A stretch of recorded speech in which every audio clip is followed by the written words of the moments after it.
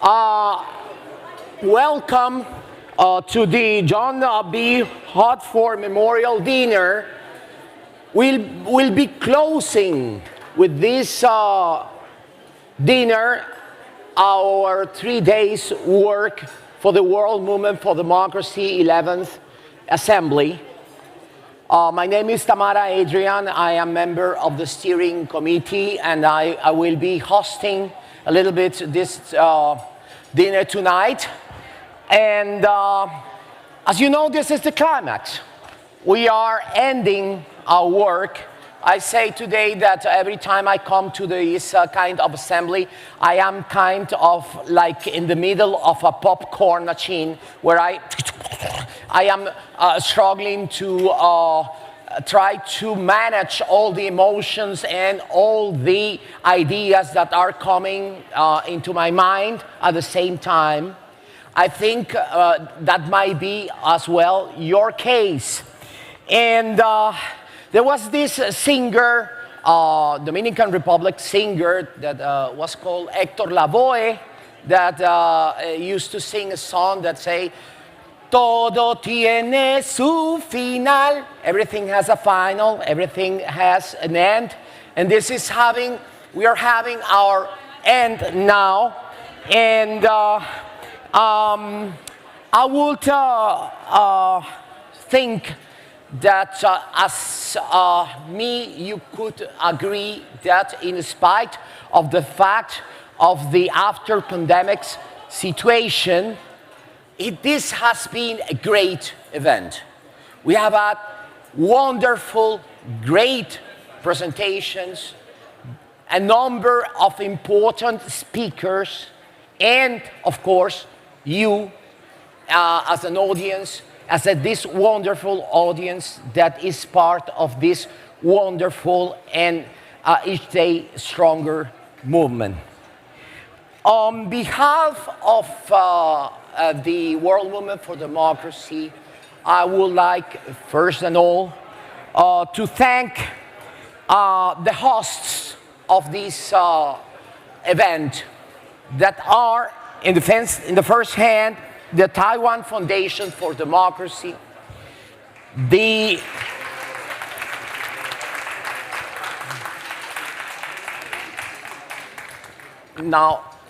IORG, where are you, IORG? You're there, thank you. The Taiwan Youth Association for Democracy. Yeah. The Garden of Hope Foundation, I love this name. And the Taiwan Sonsi LGBTIQ+ hotline. You have been amazing, amazing partners, and we want to thank you from the deepest of our hearts. I'm grateful to have just a 2 or 3 minutes opportunity to share with you some struggle I have in my mind after these 3 days of discussion. Is that, as we all know, the number of autocracies, the number of dictatorships, the number of totalitarian regimes is increasing every day. And in this very difficult context, we have to innovate. We have sometimes to let behind what we have been doing for years and years, and we have to think out of the box. And my recommendation in my own tasks will be from now on to try to think all the time out of the box for the purpose of defeating all these regimes and restoring democracy in all our countries. But in those countries in which democracy is established,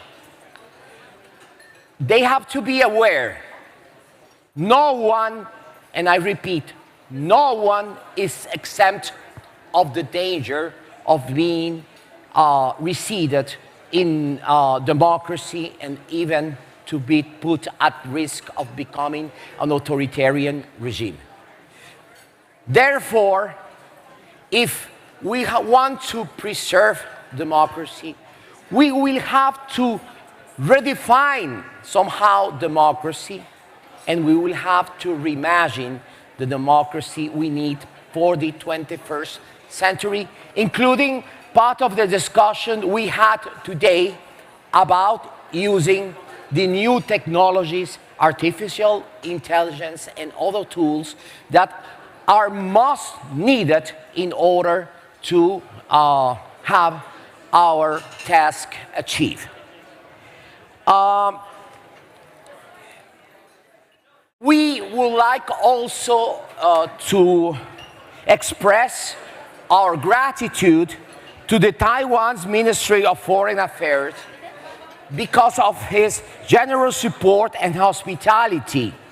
Gloria Ku, Jack Wang, and Li Shen have also been amazing partners. We have also to express our gratitude with the National Endowment for Democracy, the Center for International Private Enterprise, the International Republic Institute, the National Democratic Institute, and Solidarity Center, as well as the American Institute of Taiwan, that all of you have been amazing partners. The support from Korea Foundation, from Eileen Dunaway, from Dayton Ogden, and from S3 made this assembly possible. Ongoing support from the Hartford Foundation ensures the world movements continue and to work and to be able to pursue its goals. And we are, of course, extremely grateful.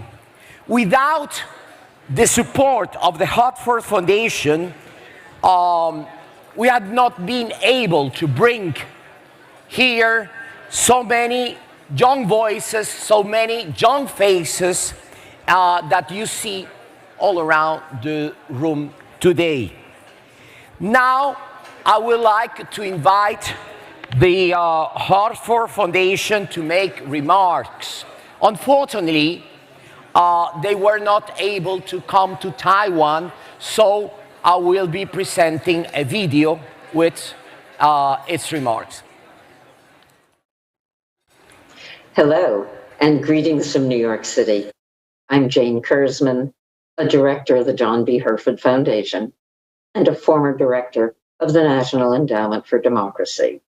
I'm so sorry that I was not able to be with you this week.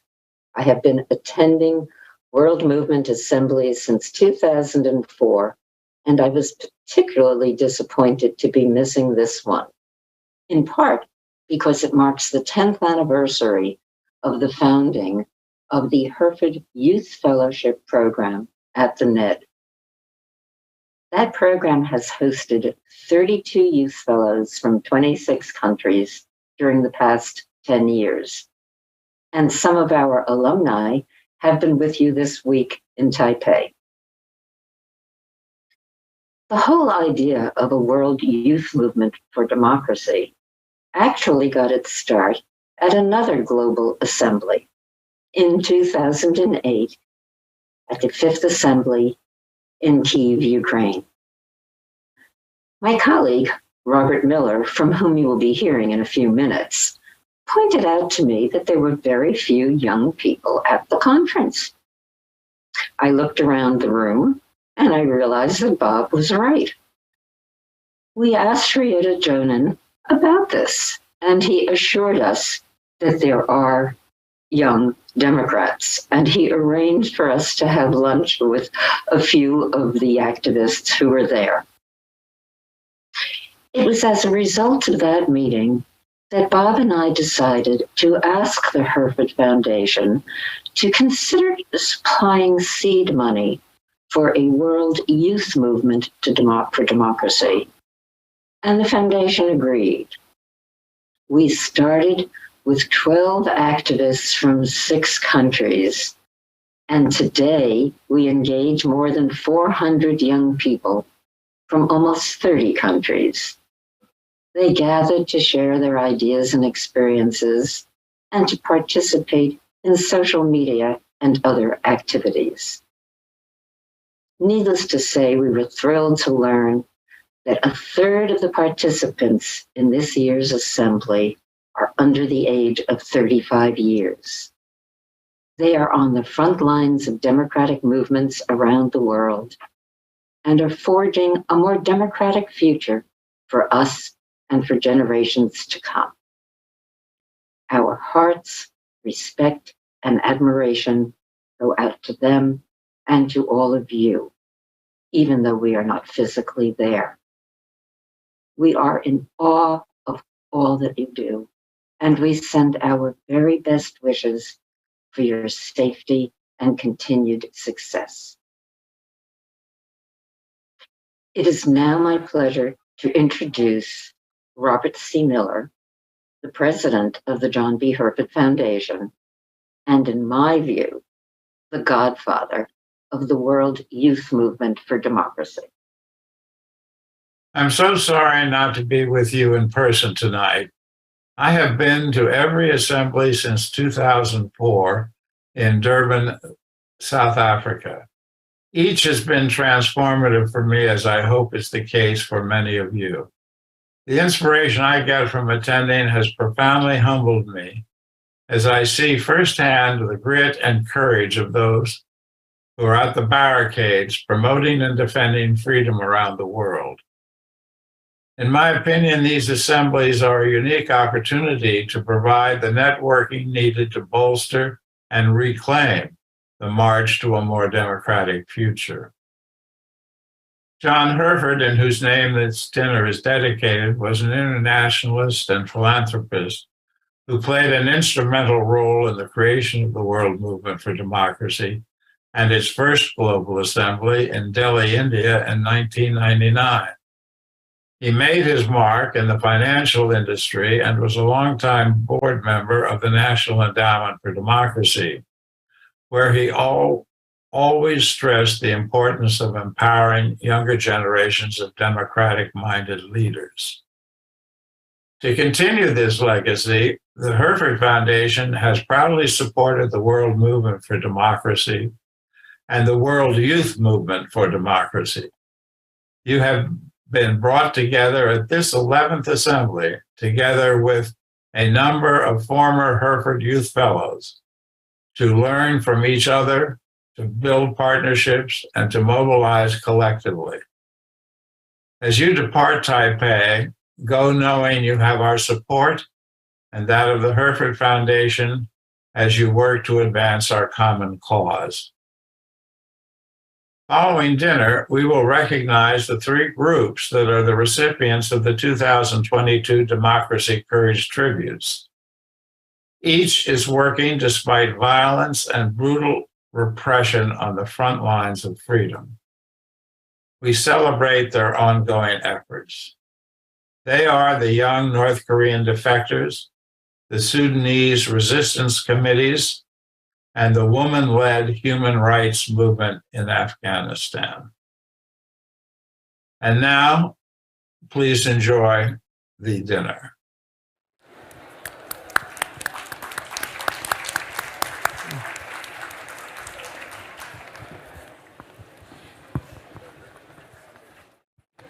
And now, as you see, there are some glasses full of wine in this stage. So I would ask the 7 fellows to come to stage.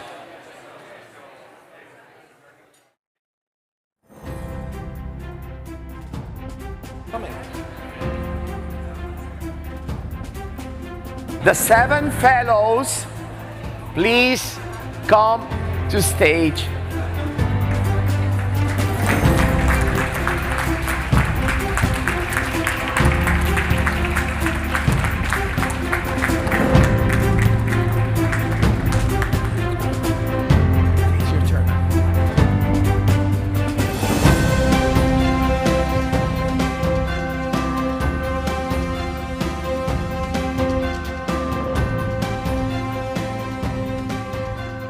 Good evening, everybody.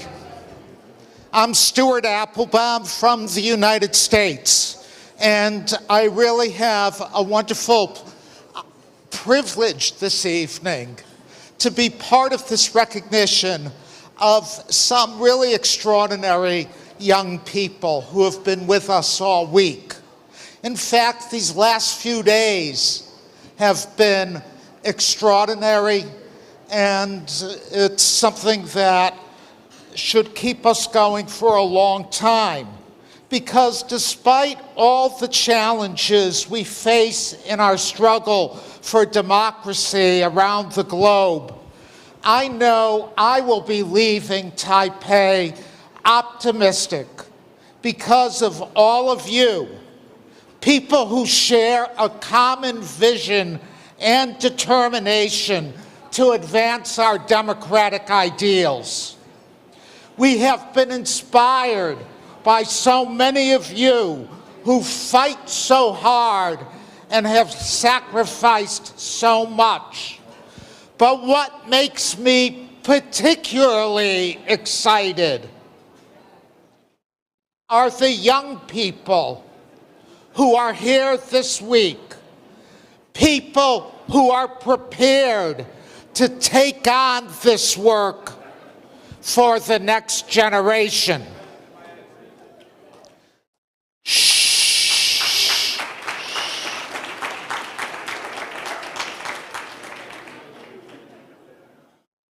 This evening, we are saluting our Hereford Youth Fellows, both former and current fellows. The fellowship is designed to bring the next generation of democracy activists into our movement. And this year marks the fellowship's 10th anniversary. Just to be part of the fellowship, to become a fellow, is extremely competitive.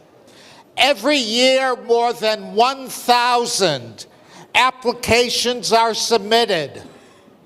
And out of these 1,000 applications, only 4 fellows are selected to join the program.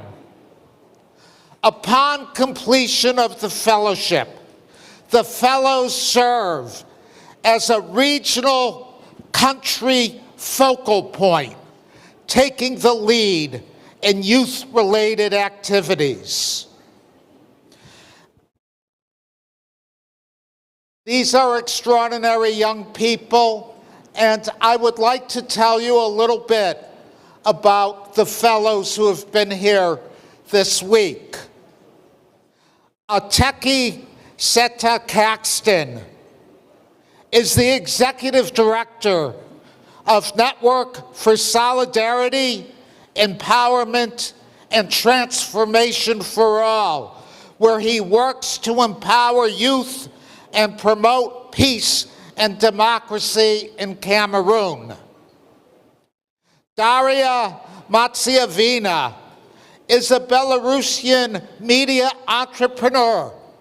She is currently working on a new digital urban magazine called The Village, which seeks to provide socially and politically balanced content for everyday citizens.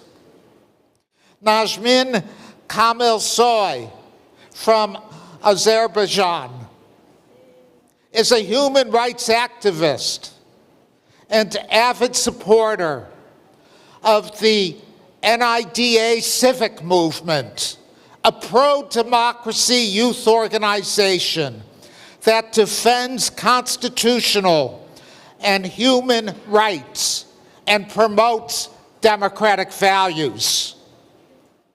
Wisham Wasim from Pakistan has a passion for art and activism, which has inspired her to direct and produce several documentaries on countering violent extremism and addressing sexual harassment in Pakistan. She currently serves as the creative director at Mati TV, a web TV channel that promotes peace and democracy in Pakistan. Mar Nyang from the Gambia is the founder and executive director of Gambia Participates, a civil society organization that engages communities on constitutional reform, participatory budgeting, and transitional justice. Nishkal Karal is the co-founder and secretary of the Center for Social Change, a think tank that is committed to changing the socio-political dynamics of Nepalese society through research, education, and advocacy.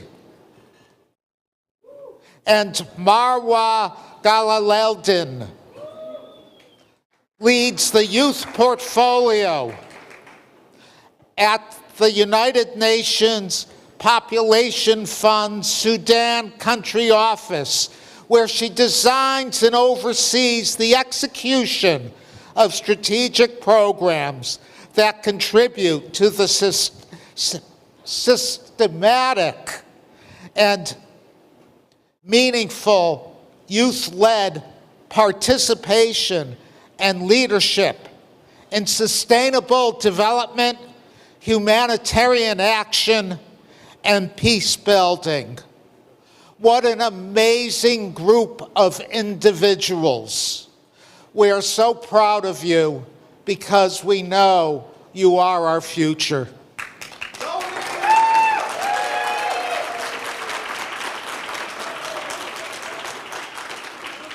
And now I would like to introduce another amazing individual, Ambassador Kelly Curry.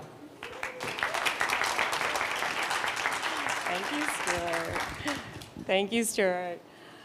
It is such an honor to be part of this moment, at this wonderful evening tonight, and to be able to not just honor the young people on this stage, but all of the more than 30 Hereford Fellows who've been through this program, who've benefited from it, and who are now out there in the world making it a better place.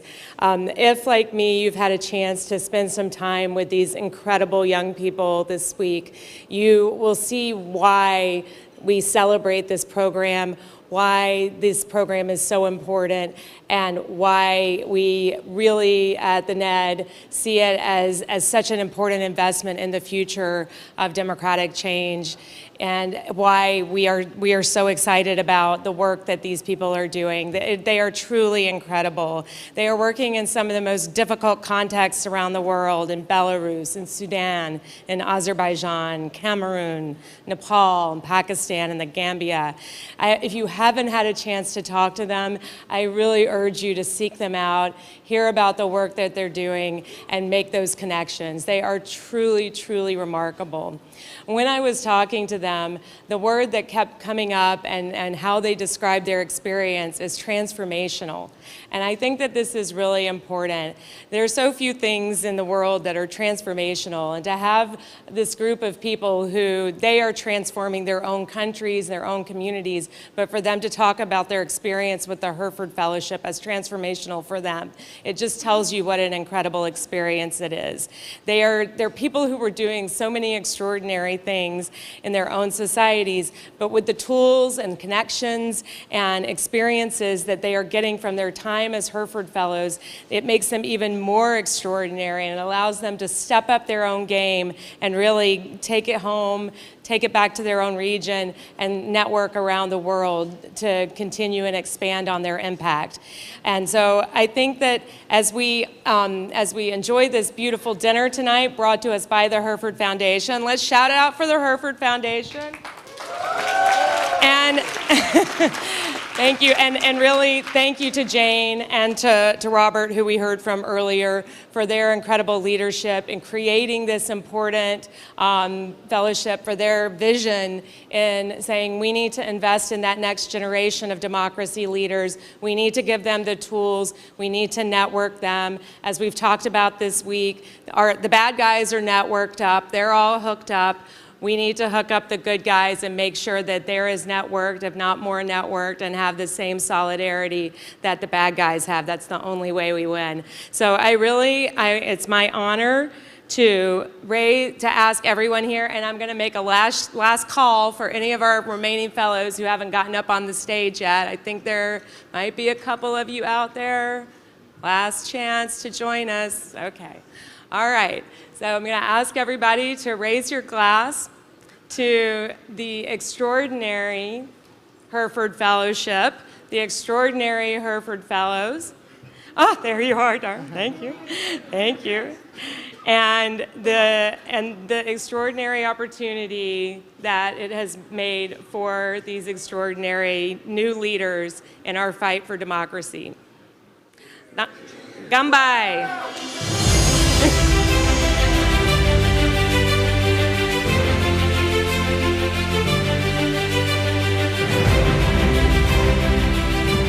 Thank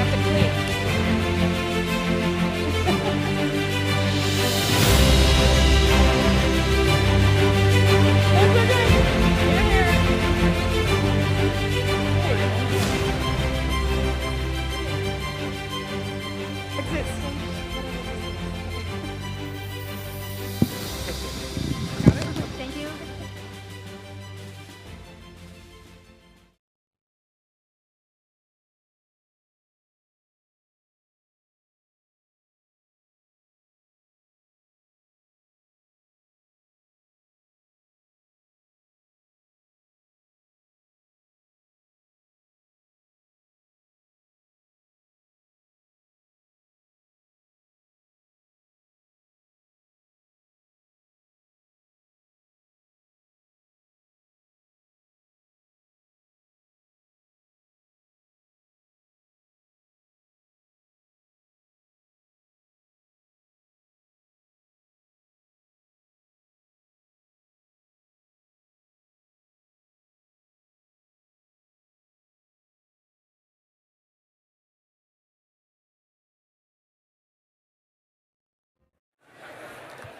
And now I would like to welcome to this stage a very good friend, a member of the steering committee, Hasala. Please.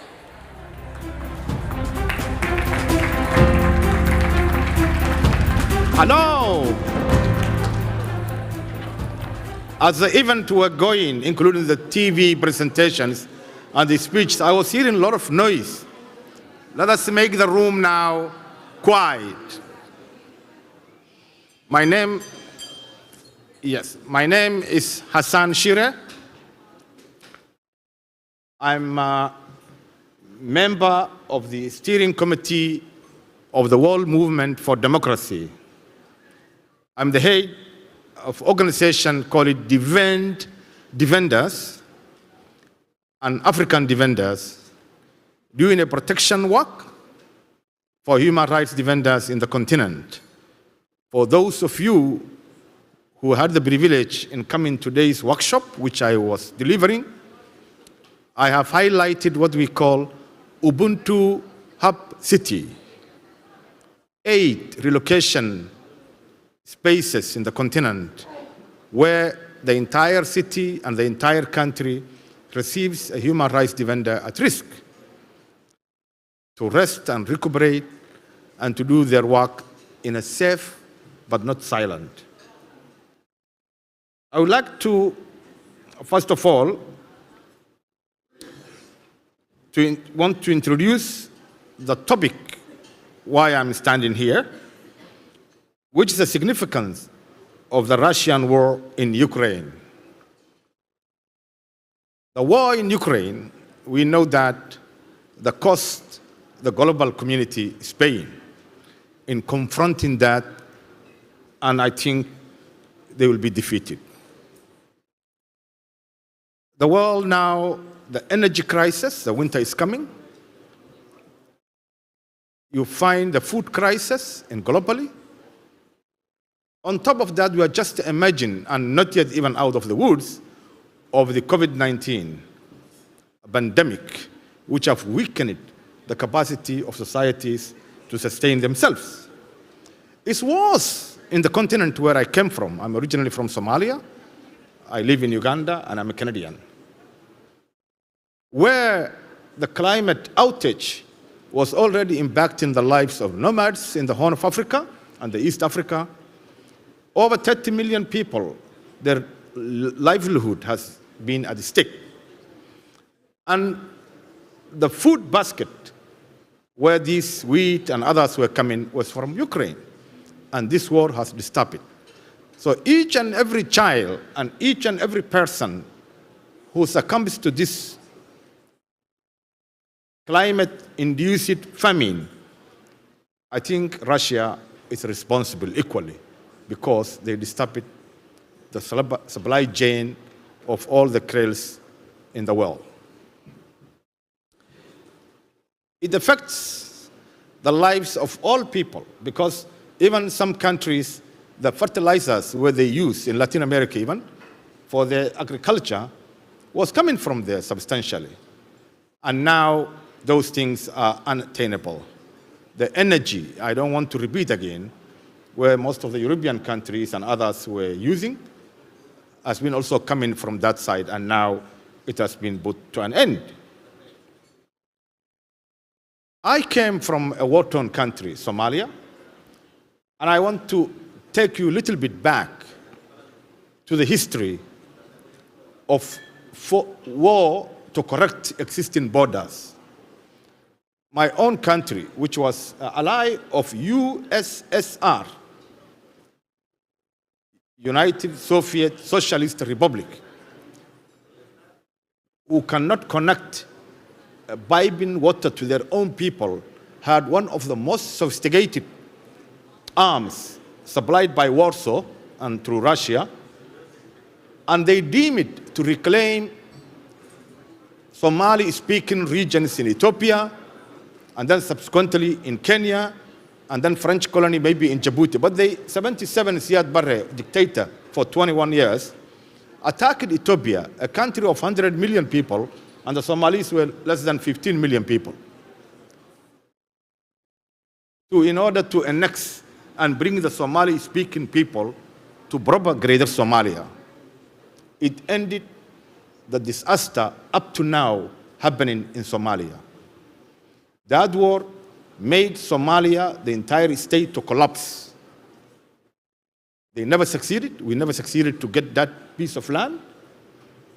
And now Ethiopia, as it is, and the Somalia, it became a place where endless war and all that. And that was the beginning of the state collapse. History is awash. When somebody stands up one morning and thinks they can correct what they think is right for them, however powerful you may think, it will end up in disaster. Ukraine will remain in the hands of Ukrainians, the brave people of Ukraine.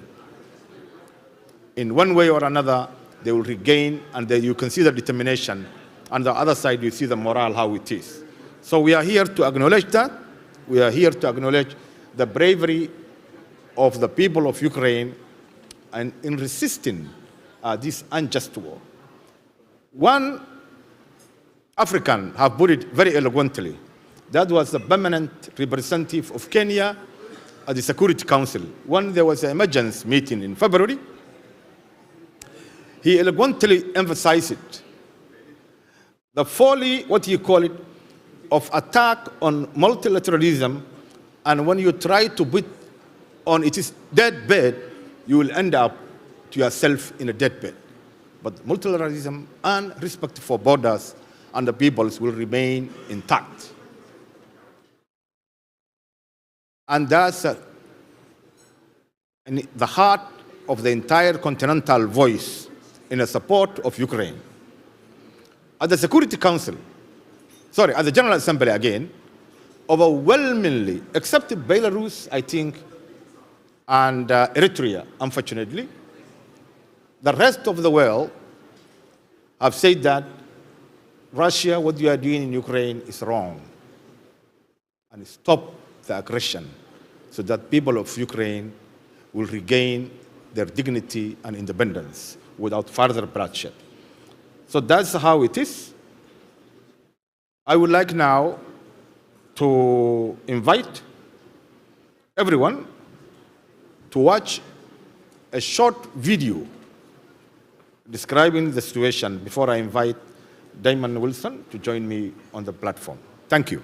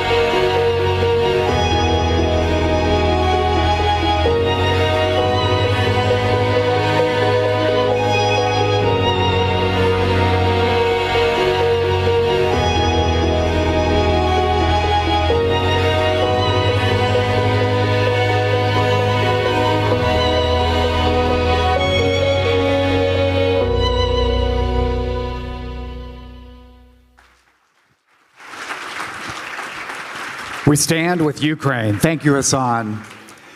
We're taking a moment tonight at the Courage Tributes to have a special recognition for the people of Ukraine. It's an echo of the National Endowment for Democracy's Democracy Award. On June 8th in Washington earlier this year, our NED Board of Directors had the honor of presenting the NED Democracy Award to the citizens, the people, the civil society of Ukraine. Ukraine civil society and their fight for freedom and democracy, because after all, it's the Ukrainian people coming together that have stopped Putin's army. We honored 4 organizations that represented the powerful citizen movement to defend Ukraine's freedom.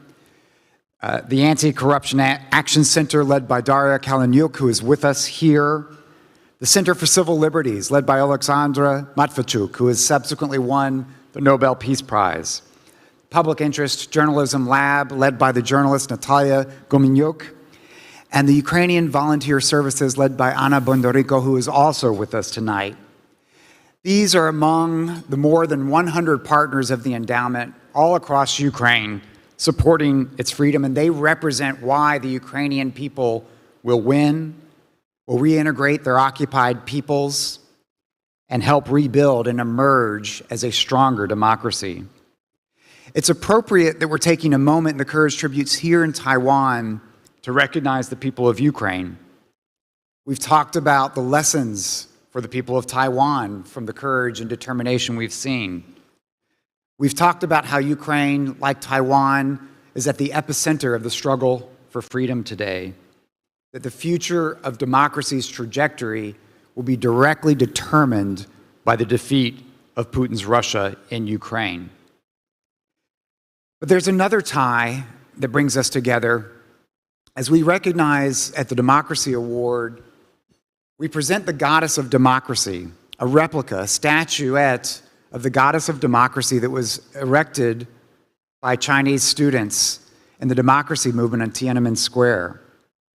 Erected on May 30th as a sign of freedom, courage, bravery, destroyed on June 4th by a tank that crushed it in a way and a memory that we will never forget, as Xiaochang reminds us of today. So, to represent the people of Ukraine, we're going to hear from Anna Bondarenko. Ann Applebaum, who's with us, has described Anna and her colleagues, their work, as the other Ukrainian army, the voluntary. You walk into Anna Bondarenko's office in Odessa,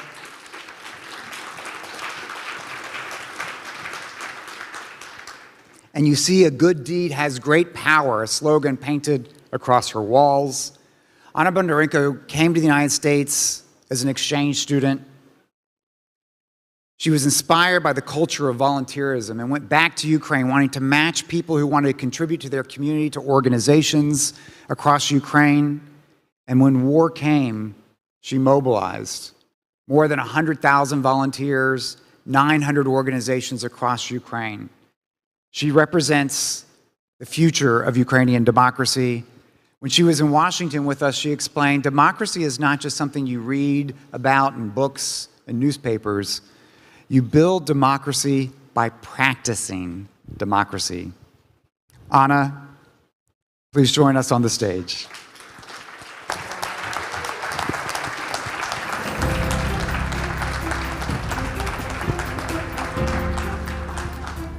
Thank you, Damon, for those kind words and support. And it's a pleasure and great honor and responsibility for me to be here today on this stage, representing not only the civil society of Ukraine, but all of the courageous people of our country. For those of us whom I still didn't meet, I'm Anna, I'm from Ukraine, I'm 27. And I was very lucky because I was born in independent Ukraine, I was raised in independent Ukraine, and for the last 8 years, after the beginning of the Russian aggression, I've been volunteering in various initiatives, which goal was to ensure that Ukraine remains independent. During these years, I have witnessed how hundreds of grassroots initiatives, hundreds of civil society organizations emerge all around Ukraine. Each of those organizations had its own goal, its own scope of work, its own responsibility, including the human rights protection, the climate change, the youth empowerment, and all of the other sectors. But all of those organizations were united in one goal and one values. Most of the time, during those years, the civil society organizations were working separately. But the values of freedom, of democracy, of dignity united all of them toward the common goal. When Russia started the full-scale invasion 8 months ago, our civil society were among the first ones who responded. And from the early morning of February 24, hundreds of civil society activists were coordinating people all around the country, communicating the truth about what was happening in Ukraine, both inside the country and abroad, organizing people who needed help and matching them with people who were able to provide those help. Every organization was overwhelmed with a number of requests, with a ton of information. But because of the trust and the constant 24/7 communications, we as civil society organizations were able to survive during those challenging first days of invasion. And the same happened not just with civil society organizations. The same level of mobilization, of support, of collaboration happened with our businesses, with our government, with our local authorities, each of them taking the responsibility of what was happening in their community, in their city, in their village, and becoming the force that was holding the country together at that very challenging moment. But there's also one other thing that happened on February 24, which I would like to emphasize today.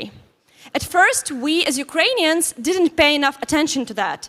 But with every following week of the invasion, we started to notice it more and more. That was not only civil society organizations and local authorities who took the responsibility and started to act and made a choice to defend the country. There were thousands and millions of Ukrainians, each of them making the same choice for herself or himself. So-called ordinary people showed extraordinary devotion that we didn't expect. They started to organize humanitarian hubs, shelters, centers where people could bring food and clothes, evacuation buses, places for people to stay at the borders for the ones who were evacuating. We often saw people who, during the first days of invasion, were helping their loved ones, especially women with kids, to go to the border and to evacuate to the countries. And then those people, several days afterwards, they came back to us and they were asking, how can I help? What can I do to defend the country, to help the people? What is my role? What can I do in order to help? The situation has changed a lot since those first days of invasion. We have seen Bucha and Mariupol. We witnessed mass graves and atrocities. We learned how to work effectively from the bomb shelter when you don't have internet access or sometimes electricity. And we even learned what stuff you need if there will be a nuclear attack. But the one thing that remains the same since the first days of invasion, and it is the same right now, is that Ukrainians continue to devote their time, their effort, their spirit in order to help those in need, and of course in order to help our defenders. So they will be able to liberate the territories that are occupied right now, so that those atrocities, those war crimes that we have already seen in some parts of our country will come to an end and the people will stop suffering. And for me, all of that is actually a sign. It's a sign that Ukrainians are practicing democracy not just with our words, but with what we do every single day. Those people, the volunteers, the people all around Ukraine who help, they never, learned the language of democracy. I doubt whether they read Anne Applebaum's books or some other smart books, about values, democracy, dignity, and all of that.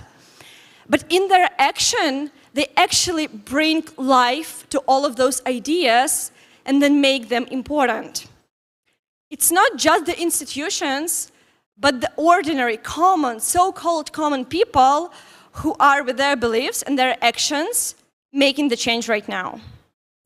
In Ukraine, one of the most famous sayings during those 8 months has been that bravery is stronger than bombs.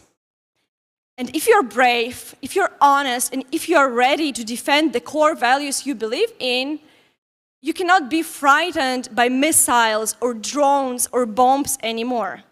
Of course, you still can wake up to the sound of explosions, like I did just several weeks ago when I was visiting Zaporizhia, which was really next to the frontier line. Of course, you are still afraid. You still have to deal with the power outages, with the enormous stress, with burnout and the bad news. Sometimes it seems like bad news never end.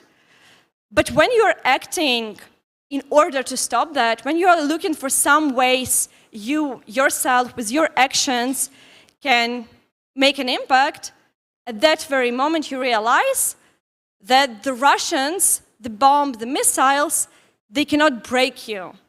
Because you know in your heart that despite everything, you will never surrender. And that's the moment where your fear goes away. It just disappears. But what's actually one other thing which is really important in this fight? What is the engine, that keeps all of us, sacrificing a big part of our lives to fight for freedom? That is actually all of you. All Ukrainians during those 8 months, we experienced this extraordinary feeling of solidarity, feeling of support from people from all over the world. And there are no words I can say to express all of my gratitude to all those of you who on the different parts of the world were thinking about us, talking about us, helping us, and being there with us in the moment when we really needed it. We are really thankful and we appreciate so much every single person and every single country who hosted our refugees, who helped our kids get education while Ukraine was under attacks, who gathered supplies for our hospitals and our schools so they will be able to continue working. For all of us and all of you who have been sharing the truth and fighting the fake news, the propaganda, who've been tweeting the right things, the true things that are happening in Ukraine, we see And we feel and we are extremely thankful for all of this support.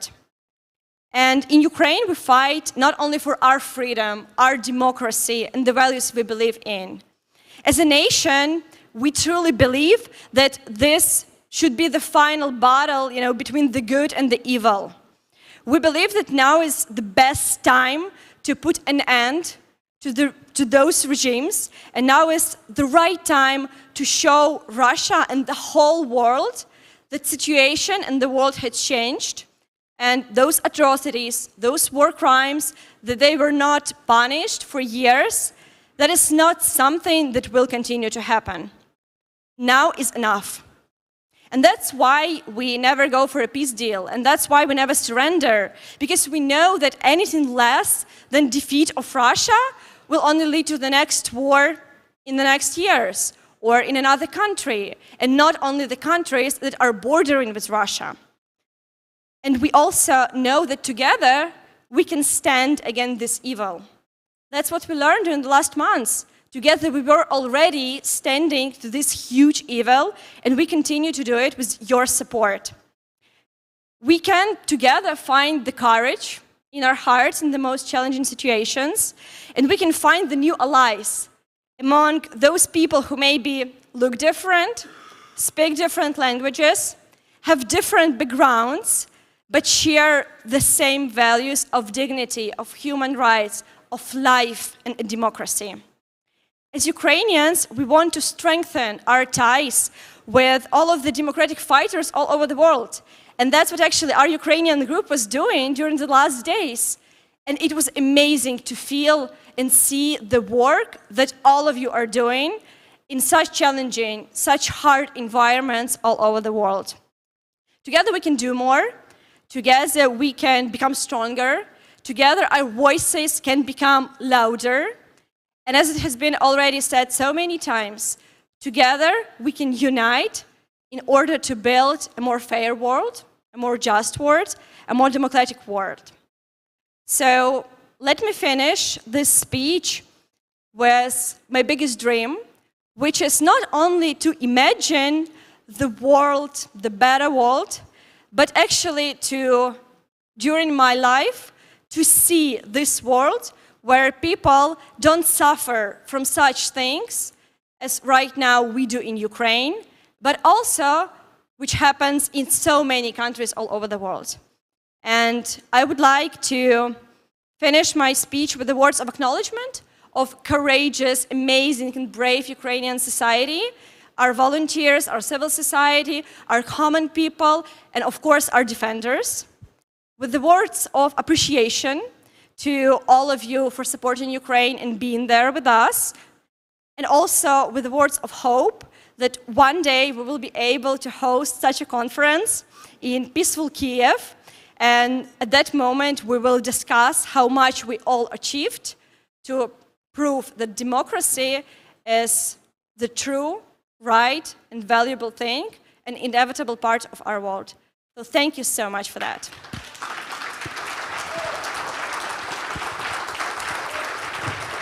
Rana, thank you so much.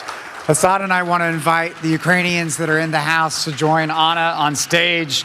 Let me invite Hanna Hopko, Daria Kalanyuk, Yuri Diduda, Ksenia Ilyuk, Yulia Sachuk, Andriy Pavlenko, Kira Rudik, Kristina Rybachuk, Maria Milanovic, Tanya Bulak, Volodya Korozis. Please come to the stage. You take center stage. Come to the stage, please, to our Ukrainian friends.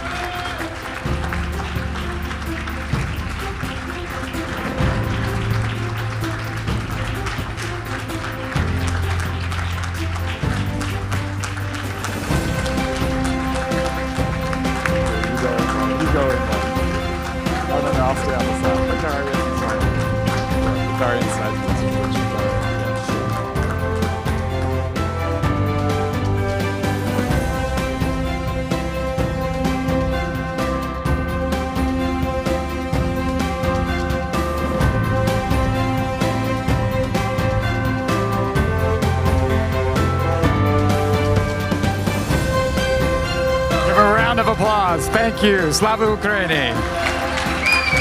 Thank you.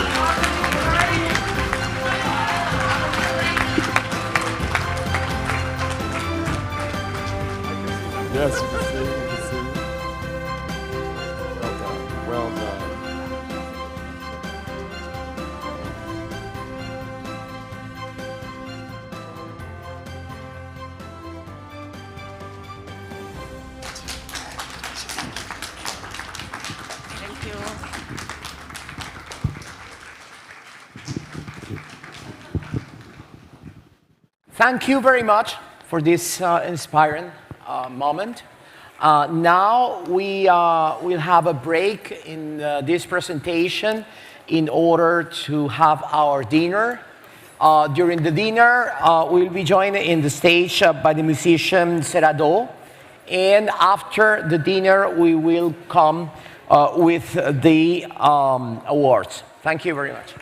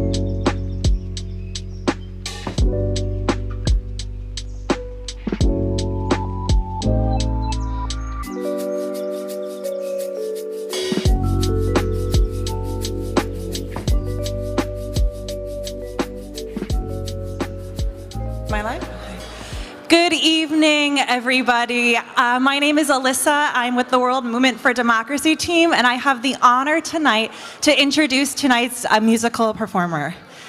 Sarah Dow is of Taiwan origin from the Kavak tribe in Sandaman Township of Pingtun County in southern Taiwan. Her name was given to her mother and means to adorn and enhance. Drawing from the musical tradition of Taiwan tunes, in 2018 she released her studio album, Infectious, in an effort to preserve Aboriginal Taiwan tunes, and she was awarded the 29th Golden Melody Award for Best Aboriginal Singer. Sarah Dow was also one of the 6 Taiwanese indigenous artists that award-winning American musician Daniel Ho worked with on his album On a Gentle Island Breeze. The album was nominated for the Grammy Awards Best World Music Album in 2013. In Taiwan tradition, the warrior song is a tune for male warriors to announce their achievements in battle and recognize their courage. However, with the decline of the tribe's population, the elders decided to hand the song over to Sarah Dow, a woman, in the hope that she would pass it on to future generations. This song is performed for us tonight as a tribute to the spirit of warriors around the world who have fought for democratic values and freedoms. Like the significance of her name, Sarah Dow hopes to color her surroundings and pass on her tribe's tradition and passion for singing for future generations of the Taiwan people. At the end of the World Movement for Democracy's 3-day global assembly, this next song, Coloring, is a symbol of the scattering of the seeds of democracy and promoting solidarity and cooperation among the democracies so that democracies around the world will come together and grow even stronger.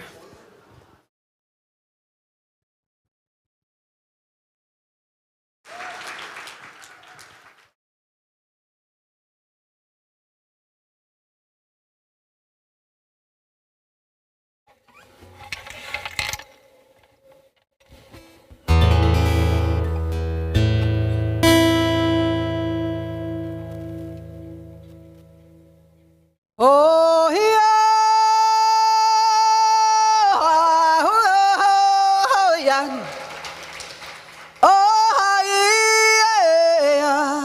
Oh, yeah.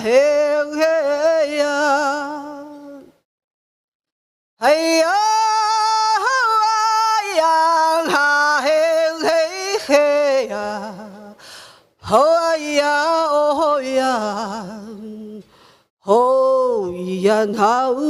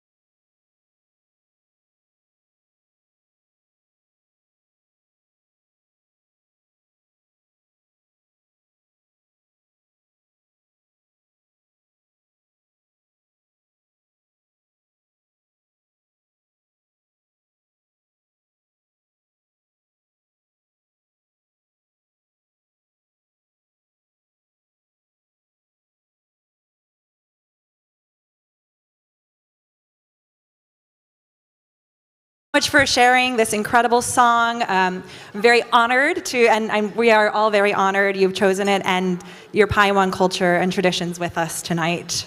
Thank you.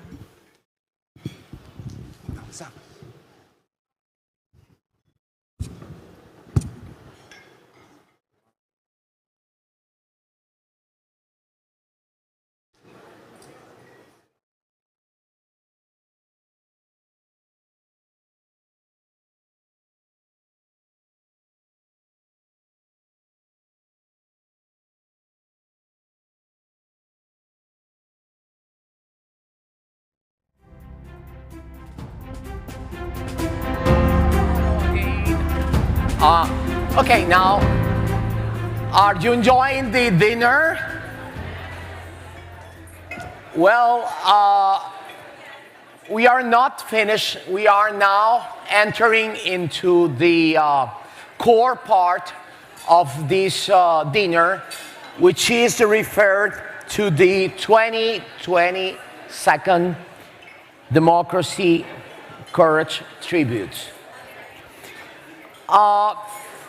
When we face, we are put in face of how deeply enrooted within the world and around the world is the struggle, but also the courage in order to fight against autocracies, against dictatorships, and reestablish democracy. We think that it is important to recognize those who had been an example for the world and for us. Without solidarity, the threats to democracy are impossible to be resolved. And to express and build solidarity, the World Movement for Democracy presents the Democracy Courage Tributes to give special recognition to the extraordinary efforts of groups, movements that are working under particularly difficult circumstances. Together, we remind one another that we are not alone in our struggles. Before we present our awards, I would like to invite my fellow member of the steering committee from Ukraine, Svitlana Salishkuk, who served in this subcommittee that selected the recipients of the tribute this year. I know that this was a especially difficult task, and there were so many people that would have had the ability to get these awards, but in this difficult task, the persons, the groups that were chosen were selected by this subcommittee. Unfortunately, Svitlana was not able to come to Taiwan, therefore she will be presented her words via this video. Thank you.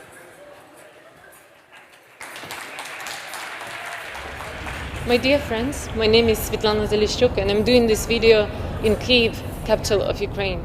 I greatly regret that I'm not in Taiwan with you. I currently work with an energy company here in Ukraine to ensure that we are prepared for a very, very tough winter to come. Tonight is a special moment for the world movement as a global community of democracy advocates. It is the moment for us to recognize and celebrate the extraordinary courage demonstrated by fellow activists. To express our utmost solidarity with such brave democracy movements around the world, we present our Democracy Courage tributes at every global assembly. In my capacity as a member of the World Movement Steering Committee, I have had a privilege to serve on the subcommittee to review nominations and select recipient of this year's tributes. Tonight, the steering committee is delighted to present 3 Democracy Courage tributes, and my fellow members of the steering committee will talk more about each of 3 recipients. You know, only today there was a number of rocket attacks on my city and on many cities in Ukraine. Those authoritarian, totalitarian leaders, they tried to deprive us of heat and electricity here, but they can't take away one thing: our freedom and our rights to fight for it. And this is why I would like to say that, to me personally, those recipients are my source of inspiration as I, along with fellow Ukrainian citizens, fight to defend our country. This is why I'm particularly sad that I'm not with you to express my personal solidarity with leaders of brave democracy movements. Thank you for your courage and leadership. Tonight, the World Movement for Democracy stands with you.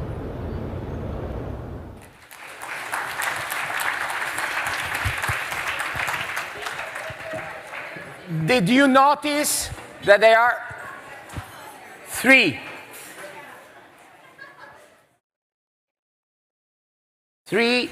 awards granted tonight?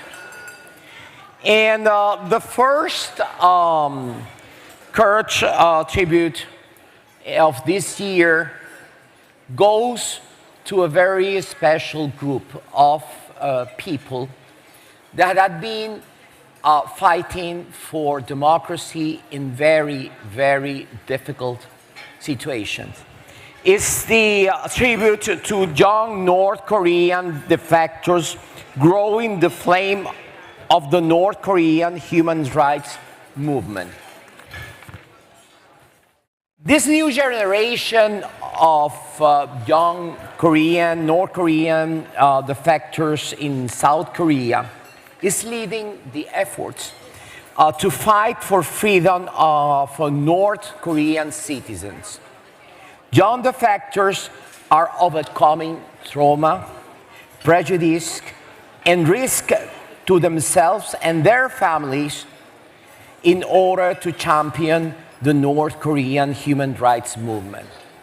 Therefore, I would ask to present first the tribute video, and I would ask then Carl Gersman to come to the stage and present this award.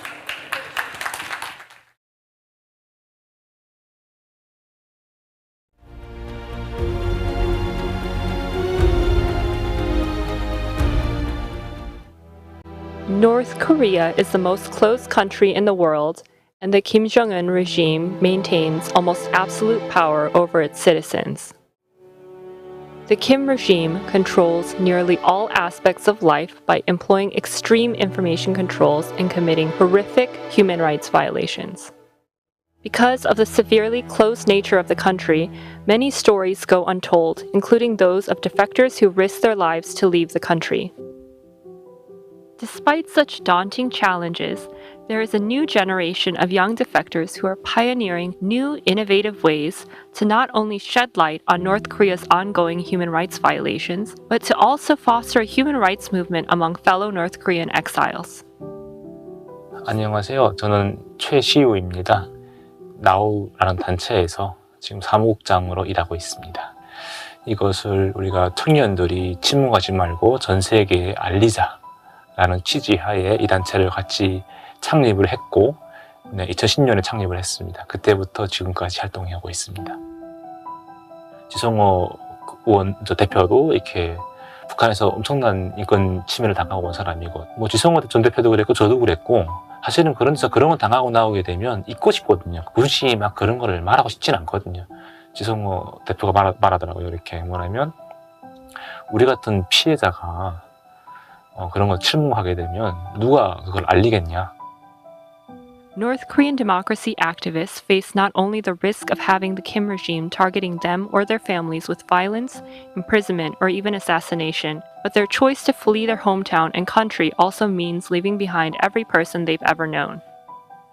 My name is Taehyun Park. I was born and raised in North Korea. I found a non-profit organization called Urion in 2015. Urion is a platform where North Korean defectors can access to useful information such as job, housing, scholarship, and other social welfares. Urion is run by North Korean defector for defectors. North Korean defectors are taking huge risk once when they are speaking out. I know what we have been through, the experience all the way down to South Korea. But in the beginning of life in South Korea is not easy.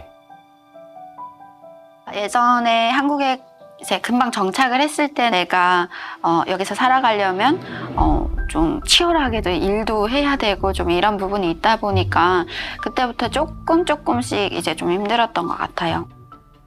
우리온 같은 경우에 진짜 많은 도움이 된 것 같아요. 그 네트워크 같은 역할을 한다고 해야 되나요? 내가 지금 사는 사회가 민주주의 사회인데 그 민주주의 사회에 대한 부분들에 대해서도 이제 알려준다거나 또 그분들을 통해서 또 이제 다른 어떤 이제 또 인맥도 형성을 할 수 있게 되는 거고. The courage required to start life over in a new country can't be overstated. This is why it's so striking to see the courage these young activists show as they choose to work on democracy advocacy. They do so despite a lack of personal network in their new country, despite the trauma of escaping North Korea, and despite the knowledge that by taking a stand and taking risks, they become even bigger targets of the Kim regime. 저희가 나우 구호가 뒤에 보시면 있습니다. 그래서 구호가 피해자에서 옹호자로라는 구호가 있습니다. 거리 캠페인을 좀 진행해오고 있는데요. 관심 있는 분들한테는 저희가 북한 입금 관련해서 설명도 드리고, 그 다음에 워낙이로는 많은 사람들이, 특히 한국에 있는 많은 청년들이 북한 사람들에 대한 관심을 좀 갖고, 김정은 핵무기 이런 데에만 관심 갖지 말고. The new generation of young defector leaders are inventing innovative ways to foster a sense of ownership of the movement among young defectors. Under the renewed leadership, the movement is now encouraging people living in North Korea to speak out against the human rights abuses taking place in their country. 활동은 북한 인권 개선 활동은 멀리 있는 것이 아닌 항상 자기 옆에 있다. 대단하게 생각할 필요 없다라고 말씀드리고 싶어요. 그래서 The North Korean younger generation, we must take action, and we need to prepare for ourselves to become our leaders, to make North Korea as a better country, and to protect our 25 millions of people.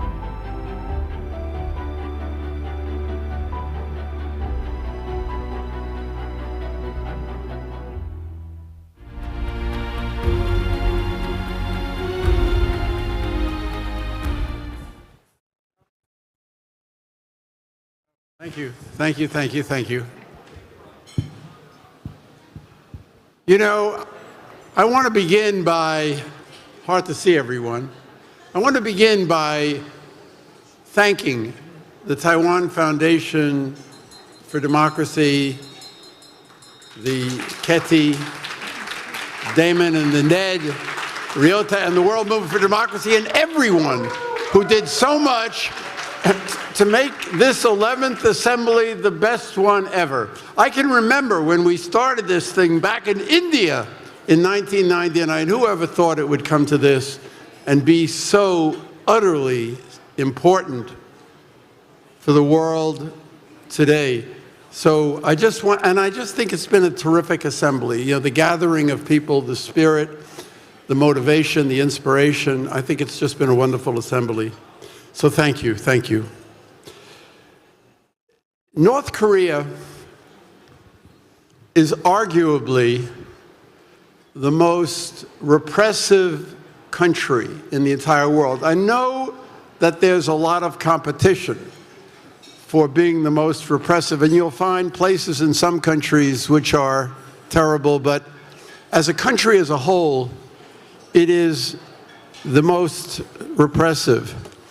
And The Commission of Inquiry of the United Nations, headed by Michael Kirby, an Australian judge, said that there was no parallel to it in the world today in terms of the violations of human rights, which include not only forced labor and infanticide and public executions, but a vast system of prison camps, Kwan Lee So, a vast system of prison camps which not only house tens of thousands of political prisoners, as many as 200,000, but 3 generations of their family. 3 generations are considered guilty and must suffer punishment because one person has been convicted of crimes against the state. And it was until the famine, the great famine of the 1990s, it was the most closed country in the world. And in that famine, North Korea only has a population of 24, 25 million, but in that famine, 1 to 3 million people died. And for the first time, people started fleeing, leaving, because they were so desperate for food, for survival. And they fled in a very, very difficult way. And gradually, almost imperceptibly, some 2,000 people a year, a community of defectors developed in South Korea. And today, there are some 35,000. They're called defectors, they're exiles, they're refugees, but they're called defectors. And they represent a community of some 35,000 people today in South Korea. That's unprecedented when one considers what North Korea was like in the 1990s, when there was nobody that could, bring out the story of what was happening in North Korea. And they were traumatized when they came out, but they've not only made their adjustment to an utterly different society in South Korea, but they've created some 40 non-governmental organizations that try to help both the people who've left, but also the people back in North Korea. They felt that they had a responsibility to help the people that they had left behind.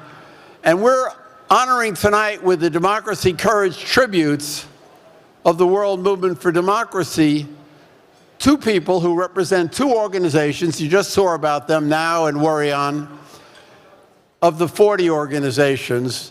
But really, we're honoring them on behalf of all of the defectors from North Korea.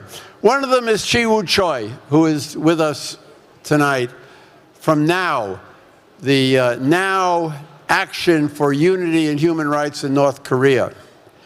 And Chi-Woo created this organization in 2010 with somebody by the name of Ji Sung-ho. Ji Sung-ho is the most famous of all the defectors because in 2018, the President of the United States, in his State of the Union address, before the whole world, paid tribute to him and had him stand up and wave his crutches so that the whole world could see. And what was the story of Ji Sung-ho? Ji Sung-ho was somebody who was a kojebi. That means a beggar child, a beggar child. And in 1996, he was desperate and he climbed on a train to steal coal that he could trade for food because he was starving, and he went unconscious and he fell from the train, and another train ran over him and severed his left hand and his left foot. But his sister and his brother gave him food, sustained him, helped him recover. His father was executed.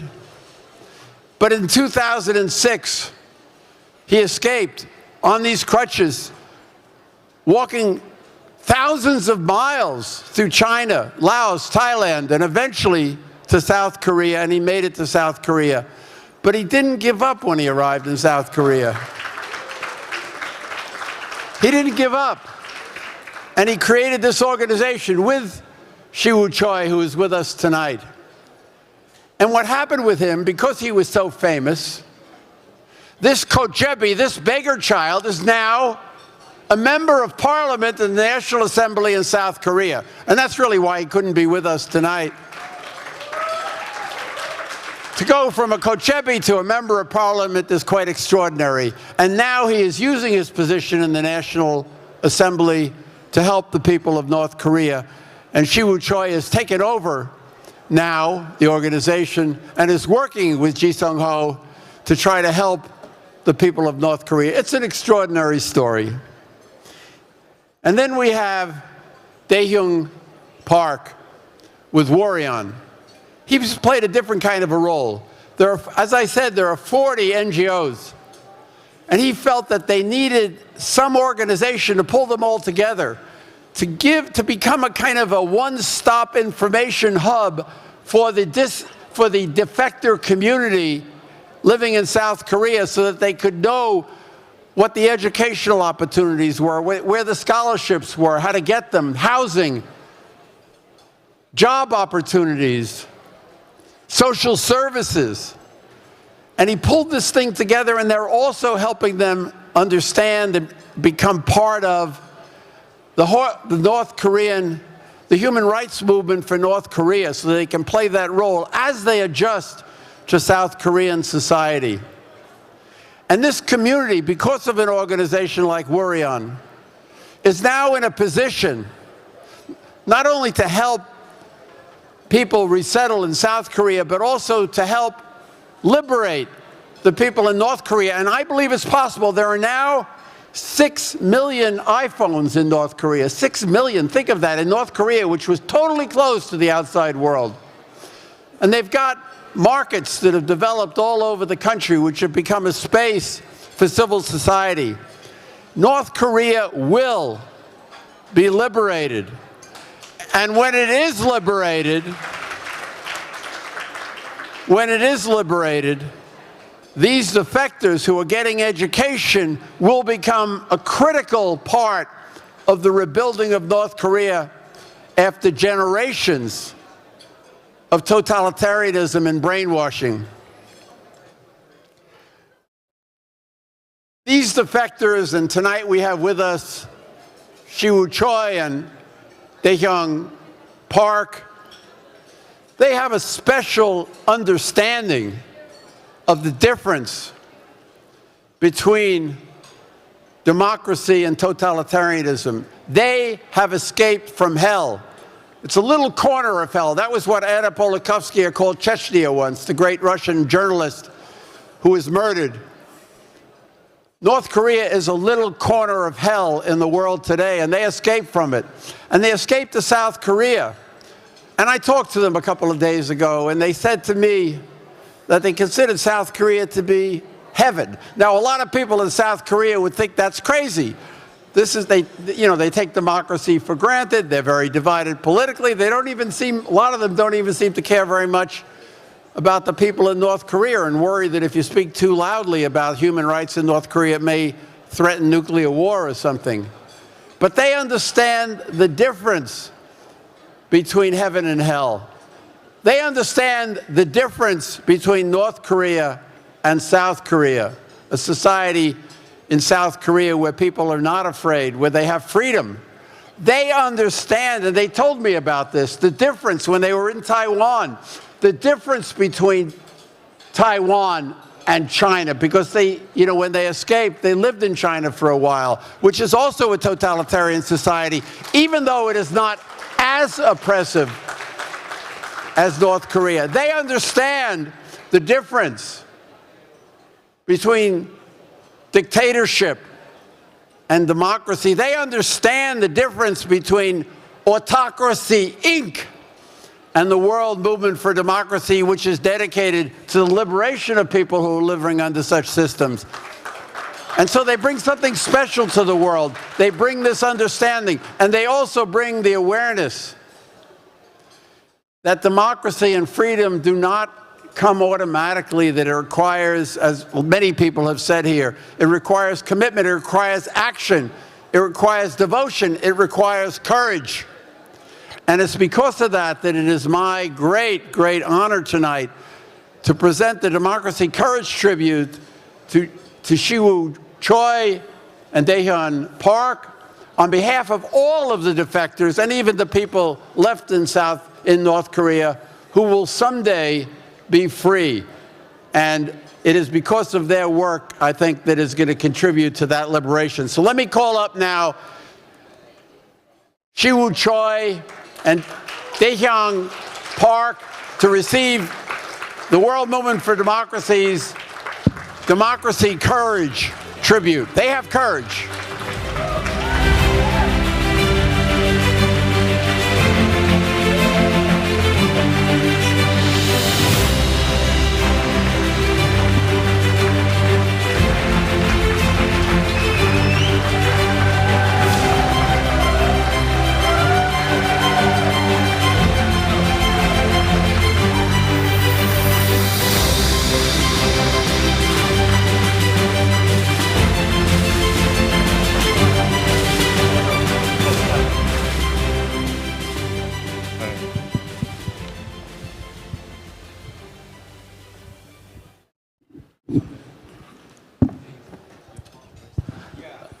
Oh my God, so nervous.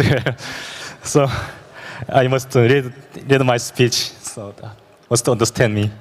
Thank you so much. Oh, thank you. I really want to express my gratitude to all the democracy and human rights leaders and advocates here today, as well as NED President Damon Mills and NED members. Without your support, it would not have been possible for young activists like myself and now advocated for North Korean human rights. I would like to express a special thanks to Mr. Carl Gershman. Your love for and continued support over the years was a source of inspiration and encouraged North Korean defectors activists like myself to fight for North Korea's human rights. To express my gratitude, I would like to invite you all to give a round of applause to Mr. Carl Gershman.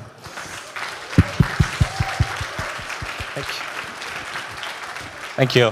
Thank you, Gershman. I had a simple dream, and that was escape the hell that was North Korea, forget all the pain and suffering, and live in the South, where I can enjoy freedom, hope, and happiness. I wanted to forget about those I left behind, and no longer wanted to think about the fear and the oppression I faced in North Korea. However, I could not simply forget. As I know, I have been involved in North Korea human rights movement for 12 years, because I knew that as a victim that experienced human rights abuse, I must not stay silent. If I stay silent, I knew that the oppression and abuse will forever be buried and will continue. Every day, people like you and I are born in North Korea only to live under strict state control and violence. What is more tragic is that many of them accept the conditions because they are not aware of human rights and democracy. As North Korean defectors, we do not bear the duty absolutely advocated on behalf of the residents of North Korea. However, if I remain silent about their suffering and human rights abuse, I will live with that guilty of not using my newfound freedom to help those that do not have them. As North Korean defectors, we must not take our freedom for granted and help the residents of North Korea. We must be the hope for those we left behind. I and many North Korean defectors will overcome the pain and suffering and continue to advocate for those back in North Korea who do not have a voice. To this, we also need to solidarity and interest from all of you here today and the greater international community. Without your support and interest, North Korea's human rights abuse will continue.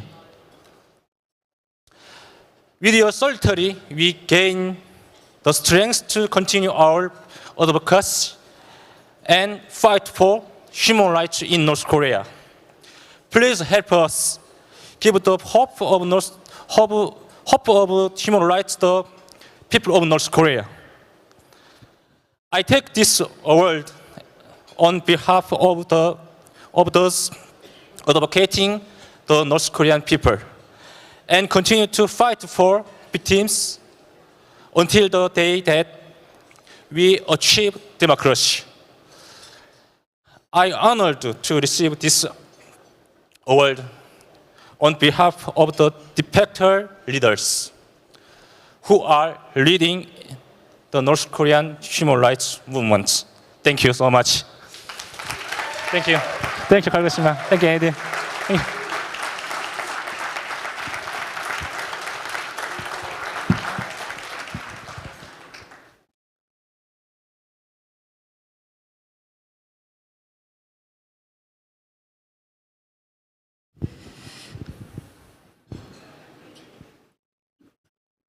Good evening, everybody.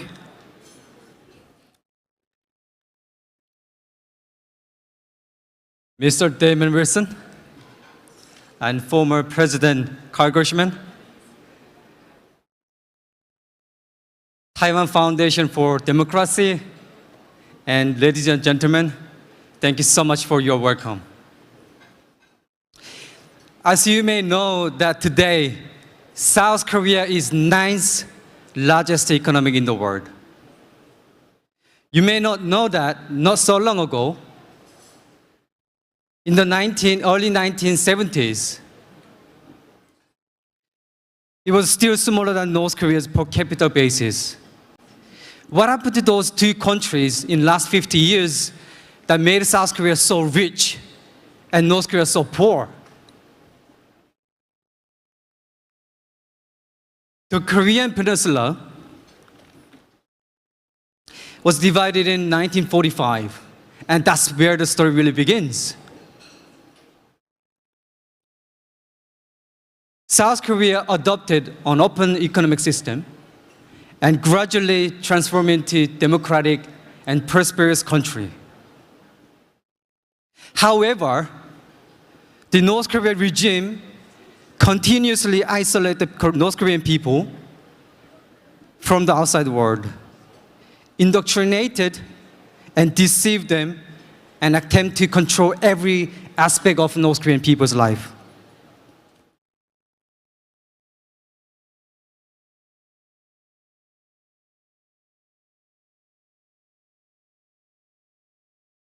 Meanwhile, following the collapse of the Soviet Union, North Korean socialist economy collapsed, triggering and devastating. The famine took the life of up to millions of people, up to 3 million people. In August 2020, the US State Department released a report on food security, which projected that 59.8% of North Korean people would not have enough food to eat coming forward. The situation is getting worse. It's bad. is because, especially because of this COVID-19 pandemic. The numbers are startling, but the stories of many North Korean families affected by food shortages are truly appalling. I still hear their cries of my people and their suffering, and it still disturbs me now. As a result, North Korea become not only the poorest country in Asia, also the most repressive society in the world. I want to speak to you tonight on behalf of my fellow North Korean friends. What we want is freedom and basic human rights. We, as a citizen of democracy and defender of democracy, must continue to stand with the North Korean people. And we have to say, enough is enough. So what we can do right now is, let's help North Korean defectors to join and support in our efforts to fight for the North Korean defectors' human rights. Thank you so much.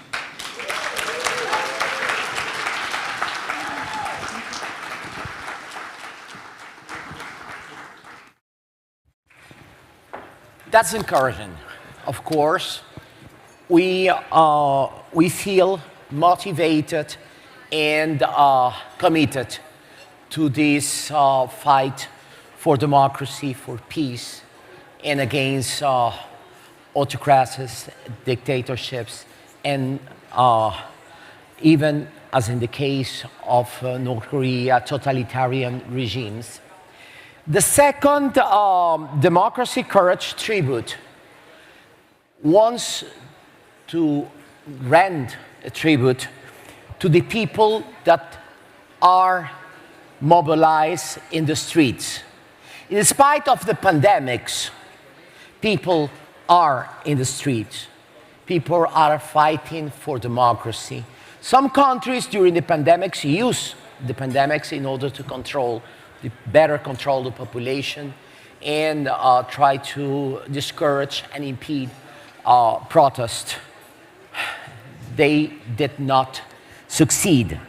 And we start this assembly by saying that in spite of these changes that we have had in the past, in recent years, the courage of people still there, and it's now more present than ever.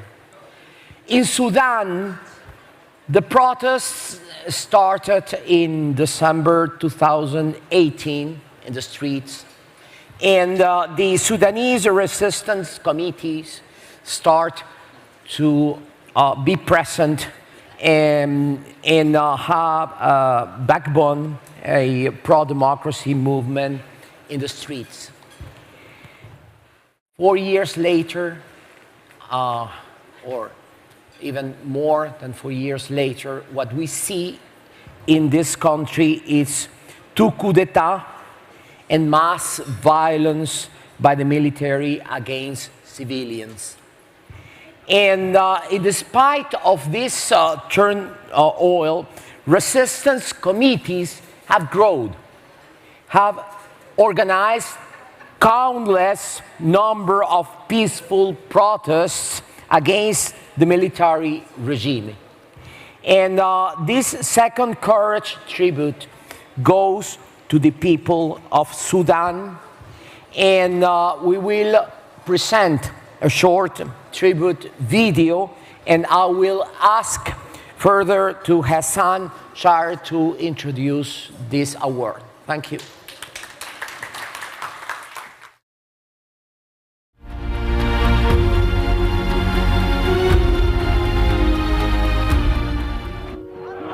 The December Revolution of 2018-2019 in Sudan was a political earthquake, leading to the ousting of Omar al-Bashir and the creation of a transitional government. As the revolution unfolded, Sudanese resistance committees took on an increasingly large organizing role. In particular, at the massive influential 2019 sit-in in front of military headquarters, resistance committees were the main organizing force in creating a new Sudan. 2 years later, in response to the October 2021 military coup, Sudan's resistance committees again took a prominent role in the country's struggle to establish democratic institutions. Even before the military junta announced the coup on state TV, people were mobilized by the committees to protest and reject the coup. Security forces controlled by the military coup leaders committed a series of atrocities and killed over 100 peaceful protesters. Many politicians were simultaneously compromising with the military junta. However, the resistance committees took a principled stand and remained independent. The resistance committees organized continuous protests across the country for more than a year. This protest movement has a strategic focus on 3 demands: no negotiation, no partnership, and no legitimacy for the military. Military leaders have had difficulty silencing this movement, largely because of the ways the resistance committees function autonomously and independently of each other, rather than in a centralized fashion. The resistance committees are also deeply rooted in neighborhoods and localized civic action. This helps give them legitimacy in the eyes of everyday citizens. The broad array of independent organizations has enabled the movement to adapt quickly and in innovative ways to evade the military's attempts to clamp down on them. The committees have also epitomized some advantages of grassroots democracy movements led by numerous independent groups.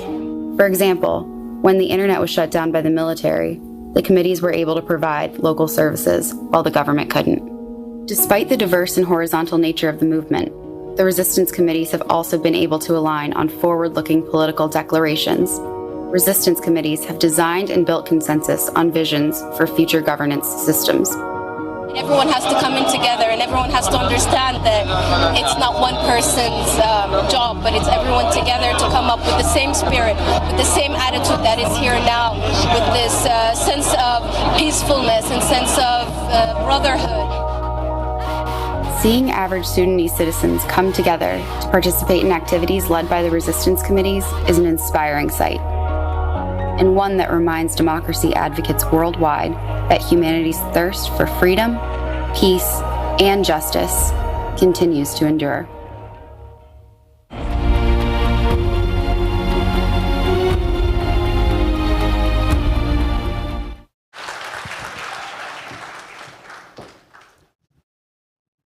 Hello there. Must feel the energized now because you see the revolution. And I'm sure many of you may not have seen when it was happening live. One of the most beautiful revolutions we have ever watched in the world. But due to lack of interest of mainstream media, it was not being emphasized much. But here, at the World Movement for Democracy, we are acknowledging that. This tribute goes to the Sudanese Resistance Committee RC tribute speech, and I want to read for you. In the face of years of the dictatorship, corruption, repression, and oppression, coupled with lack of opportunities, the youth became the driving force building organizational capacity, working in communities, and documenting abuses. These young men and women are fighting back against years of restrictions, humiliation, and grave human rights violations that has been committed with impunity and no hope for accountability. That was considered a spontaneous protest become not only popular and peaceful, but genuine grassroots uprising, a people's revolution. The Sudanese Neighborhood Resistance Committee, a community-based social movement, mobilized and led protests between 2018 and 2019 in efforts to counter violent state repression and tactically innovated and decentralized of protest. The Sudanese Resistance Committee were organically formed across the country after the major countrywide protests that ousted the dictator Omar al-Bashir. He was 30 years entrenched there. They are well known for their unique strategic organization and have always taken the security services by surprise to claim their democratic space. The Resistance Committee organized a numerous marches against the military dictatorship and the coup after the event of 3rd June 2019, where state forces attacked peaceful sit-ins around Sudan, killing and raping civilians. Whilst the country was under a complete internet shutdown, their commitment to civic government was cemented, as well as to the slogan of the Sudanese revolution, namely freedom, peace, and justice. They took on the role of state and decision makers, demanding none of their privileges. For instance, during the transitional period in Sudan, in addition to engaging in popular political and protest actions in support of demands of the Sudanese revolution, the Resistance Committee supported service delivery in their neighborhoods. Young women and men rebuilt schools, supervised bread quotes, and even monitored mining activities in their area, among other things, including delivering medical services. Following the coup in 25 October 2021, the Resistance Committee led popular protest amidst repression and death threat by the military. In consultation with the communities, they developed a roadmap and political character detailing charter detailing a new governing system they pledged to establish in Sudan. The charter was a product of an innovative democratic deliberations process between hundreds of resistance committees. The revolutionary charter for the establishment of people's power was published and signed by more than 50 coordinating bodies of the resistance movement committee from Sudan's 18 states. The resilience and the discipline of the Sudanese Resistance Committee is a unique and extraordinary. It's admirable to recognize the courage of this youth-led movement, their camaraderie and sense of brotherhood and sisterhood. Now, distinguished guests, it's my ultimate pleasure and the honor to have been presenting this Democratic Courage Award to the Sudanese resistance movement. Could have been represented by Mr. Ahmed Shakir. But as you may have been knowing that Ahmed Shakir, who was coming to this August Body's meeting, was prevented at the airport on a flag raised by his Minister of Interior. So he could not come and join us. He was banned to travel to Taipei. But on his behalf, not on the resistance movement, but on a Sudan, we have also our sister here, Marwa Jamaluddin, as to symbolically receive the Democracy Courage tribute to the resistance movement, but she is not representing the movement. She will be receiving symbolically on this. May I invite now Marwa to join.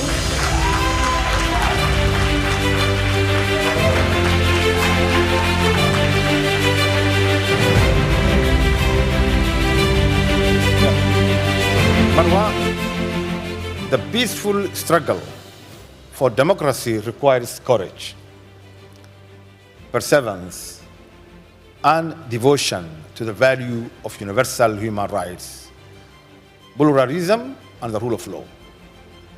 Those who defend and promote these values in the most difficult circumstances deserve international recognition and the support of Democrats everywhere.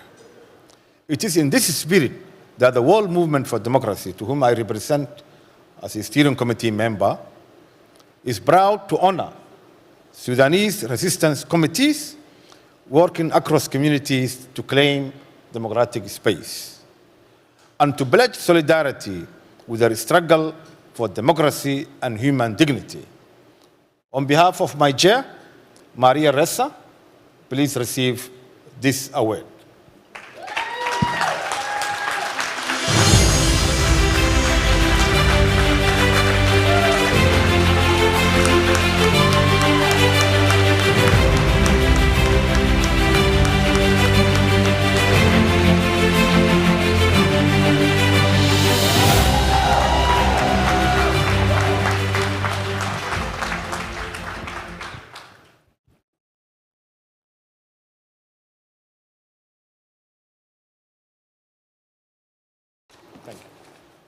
Thank you all. Thank you so much for being here. Thank you for an amazing 3 days. I stand in front of you with a mix of emotions. I am honored to be receiving the award on behalf of Sudan.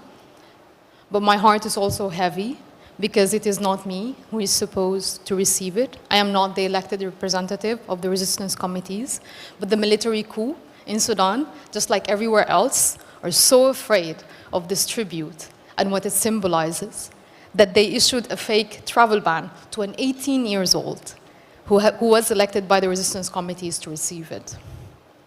Resistance committees are neighborhood-based coordinated bodies who, for the last 3 years, have been shouldering the struggle for democracy in Sudan, fighting Russia and China, learning from the Venezuelans and the Nigerians, calling out regimes in the Middle East, advocating for the Palestinians, and arranging for decent humanitarian support for our neighboring Ethiopians. Throughout the last 3 days, we have discussed Russia and China and their autocratic influence in the world and how they are a common enemy to both stable and struggling democracies. But what we did not speak about, and this goes out especially to my fellow participants from countries that face autocratic regimes, military or civilian, what we did not maybe talk about too much is another common enemy that is a hidden international propaganda that wants us to think that it is wise to prioritize one human struggle over the other. An international propaganda that thinks it can deny the global south even the recognition of their struggles and then take it for granted when it comes to supporting democracy. An international propaganda that wants us to believe and feel that a man killed in Europe deserves more empathy than a woman raped in Sudan or a child soldier in Myanmar. I want to invite all of you to not buy into the narrative that only one of us should fight for democracy on everyone's behalf simply because it is not the truth.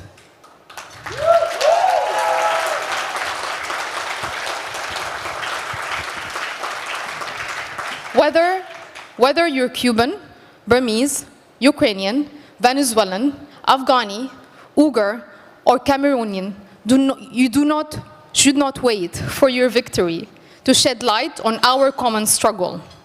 Rather, use the platforms, the media exposure, the presidential meetings, and other international solidarity mechanisms offered to you and bring us on board towards our undoubted victory.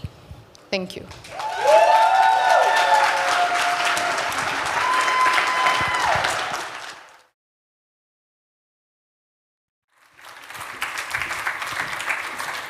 Thank you so much for those inspiring words.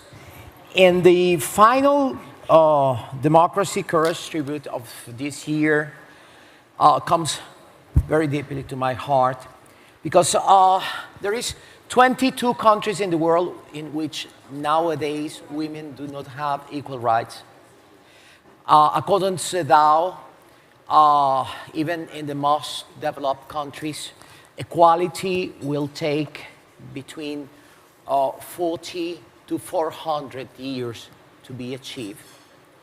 And in some countries, not only there is no improvement with regard to women's rights, but they are backlashes. This is the case of Afghanistan, where women had been fighting courageously, very courageously, in order to reverse the rules that are preventing them to even sometimes go to schools or stay in the streets. This is the same case nowadays in Iran. So this tribute goes to those women that are fighting in favor of equality in Afghanistan. And there will be a short tribute video followed by the presentation, the introduction by Tania Hamada. Thank you very much.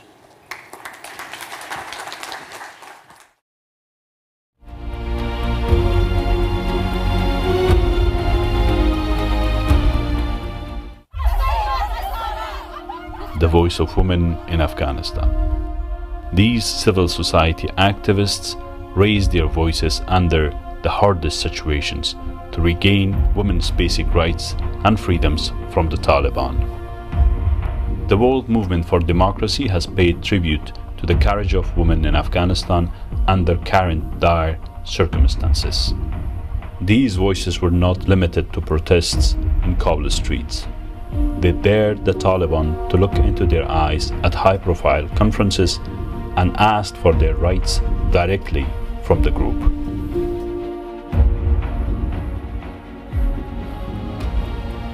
وقتی من یادآور کردم از جنایاتی که اینا در افغانستان در طی یک مدت کوتاه انجام دادن، اینا انکار کردند. این انکارشان شرم‌آور بود. یکی از مشکلات بسیار مهم همین مشکلات روحی و روانی برای زنان ایجاد شد، به خاطر از اینکه اینا به شکل آنی اینا تمام فرصت‌ها ازشان گرفته شد. من خوشحال هستم که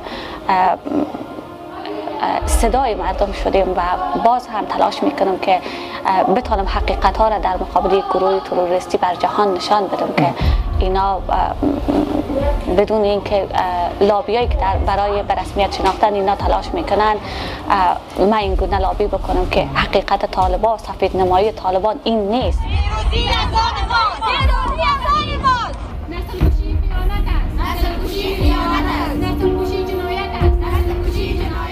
آغاز مبارزات از 3 سپتامبر در چهارراهی فواره آب به طرف ارگ ریاست جمهوری بود که زمانی که صداها گسترده تر شد و بلندتر شد، طالبان برای سرکوبشان پیوستند، با سرکوب زدن با کنداق تفنگ، شلیک هوایی و پاشیدن اشک‌آور زنان سرکوب کردند که خبرنگارهای زیادی از این تاریخ به بعد سرکوب شدند، لطکوب شدند. Khamosh protested during a conference with the Taliban in Norway and challenged Taliban acting foreign minister. She demanded immediate release of activists who were detained by the group for several weeks. من در چشمایشان، در رفتارشان وحشتم میدیدم، سرکوبم میدیدم و خونی که در چشمای اونا در جریان بود در رفتارشان، پرخاشگری که واضح نشان میداد که چقدر اینا حاضر هستند که صدای ما را خاموش بکنن. اما با این هم که وقتی من یادآور کردم از جنایاتی که اینا در افغانستان در طی یک مدت کوتاه انجام دادن، اینا انکار کردند. این انکارشان شرم‌آور بود. یکی از فعالیت‌های بسیار امیدوار کننده نهادها و رهبرای زنا بوده، چی در داخل افغانستان با مو چالش‌های و تهدیدایی که اینا روبرو بودن و زیادتر و بیرون از افغانستان زنایی که مثلا بیرون شدن از افغانستان در یک سال، اینا از هر نوع پلتفرم و از هر نوع فرصت اینا استفاده کردن، صدای مردم افغانستان را بلند کردن.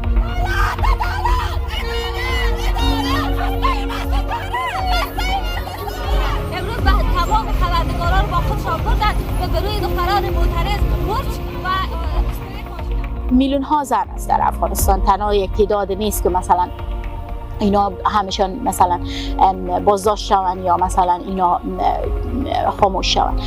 تعداد زیادی از زنها هستند که در ولسوالی های مختلف، در ولایت مختلف فعال هستند. در خانه های خود مثلا مراکز تعلیمی را ساختند.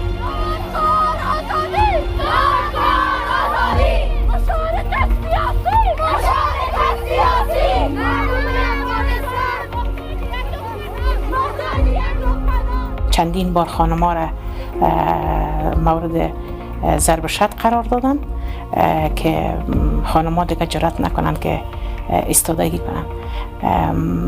حتی شما خودتان خبر دارین که خانم‌ها را زندانی ساختن، مگر خانم‌ها هیچ وقت نشده که صدای اعتراضشان آرام باشه. هر زن متعرض هر باره که به جاده میبرایه فکر میکنه که آخرین بار است که ما از خانه خود بیرون شدیم و شاید بر دل خود بگوید که من دوباره یا یک خانه نمیم یا یک طرف زندان میرم یا کشته میشم، ولو که یک گروه را اینا از بین ببرن، یک جنبش اینا از بین ببرن، یک تعداد اینا از بین ببرن، زندانی بسازن، حصیر بسازن، توهین کنن، تعقیب کنن، مگر به هیچ صورت خانم‌ها دست از مبارزه خود بر نمیدارن.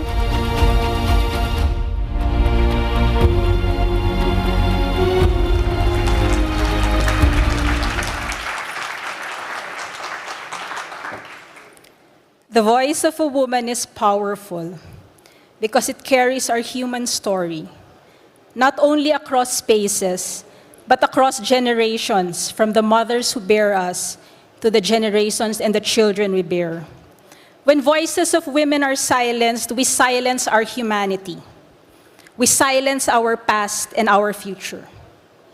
The brave women leading the human rights movement and fighting for their basic rights of education and employment every day under the most difficult of circumstances in Afghanistan carry the collective fears and anxieties of women from all nations of a returning world of archaic inequality and gender oppression under the Taliban. Yet, the brave women-led human rights movement of Afghanistan is just the tip of the spear, for they carry the collective strengths, courage, and hope of women and men from all nations who peacefully resist all forms of tyranny, bring autocratic and repressive regimes to their knees, and nurture and build democratic communities, families, and nations. I come from the Philippines, a country where women have deposed dictators, stood up to misogynist strongmen, and lead color revolutions. We join our voices, including that of the World Movement for Democracy's new chairperson, Maria Ressa, to countless others who stand with the women of Afghanistan as they fight a key battle for all of us. To receive this tribute tonight, on behalf of the women-led human rights movement in Afghanistan, is Fauzia Kufi. She's an internationally known democracy and women's rights activist who, with Mariam Safi, who unfortunately could not join us tonight, fought for the hard-won democratic rights of women in Afghanistan over the past 20 years. She was the first woman deputy speaker of the National Assembly and head of the Women's Affairs Commission. She's a lawyer, an author, a mother. Right before the spaces closed for women in Afghanistan, Fauzia was a member of the negotiation panel with the Taliban. Not only did she hold her space, but she expanded that space to bring in 3 more women negotiators to sit as equals across the table from the Taliban. It is my honor, on behalf of the World Movement for Democracy and the Herford Foundation, to convey all of our deepest respects, our strongest solidarities, and extend our collective courage to this Democracy Courage tribute to the women-led human rights movement of Afghanistan, represented by Fauzia Kufi.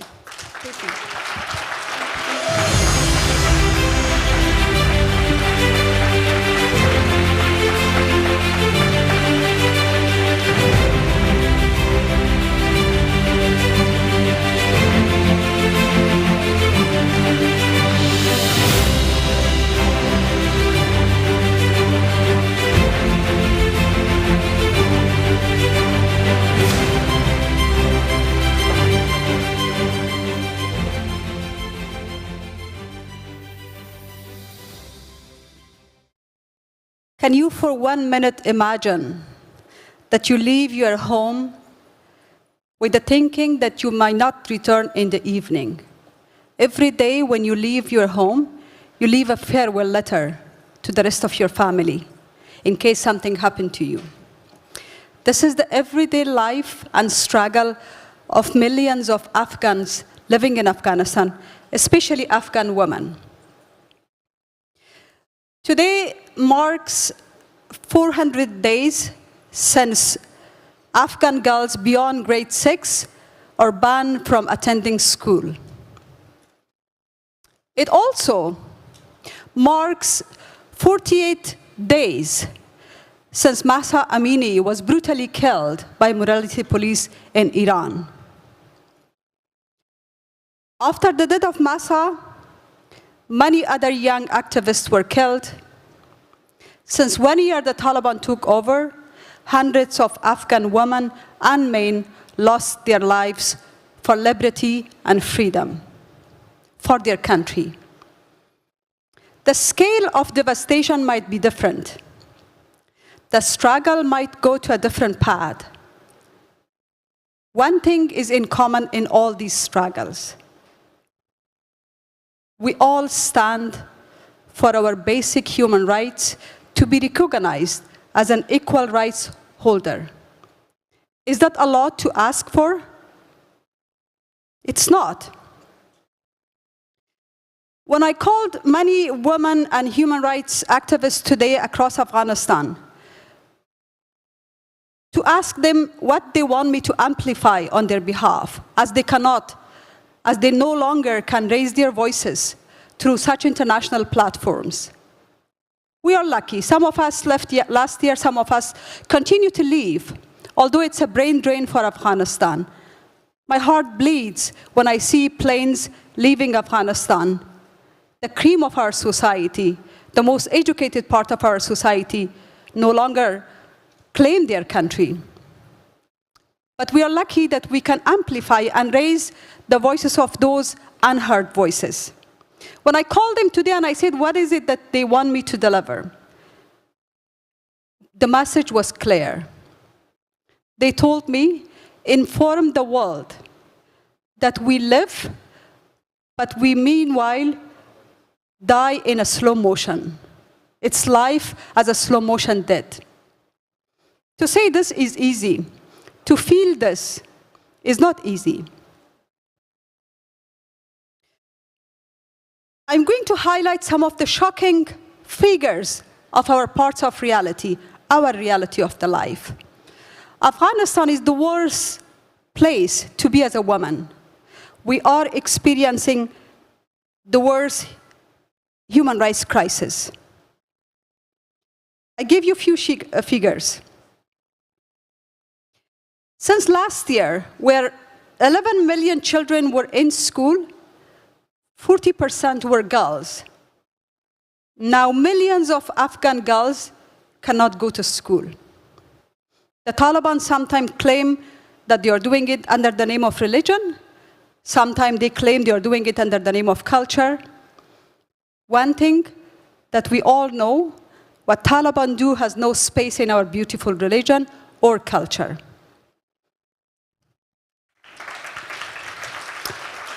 From 25% members of parliament last year, there is no woman in any decision-making power. No woman ministers, no woman members of parliament in any decision-making positions. From 30% women civil servants of their country, there is 0% women in civil service. The Taliban make women of Afghanistan invisible and erase them from the public life. In 17 provinces of Afghanistan, women cannot work as media or journalists. Even if they are working as journalists, taking enormously dangerous tasks, they ask them to cover their face with face masks. I'm sure after COVID, we all know what does it mean to cover your face with face mask every day. Hundreds of women protesters are being arrested from the streets with no accountability. No one knows where they are. They are tortured, they are beaten. In fact, Taliban are more scared from women than B-52 of Americans. Taliban see women as a threat to their ideology. That's what the military extremists or the extremist governments do. When they lack any social economic plans, they sustain their power by oppressive measures. Since the Taliban took over last August, they issued 32 edicts to eliminate women's rights. While the country is suffering from the worst humanitarian catastrophe, they only focus on eliminating women's rights. Can you imagine if these kind of dictatorship government focus on delivering to the people, on changing the economy, on changing the social structure, on delivering to the people in need, how would they look like?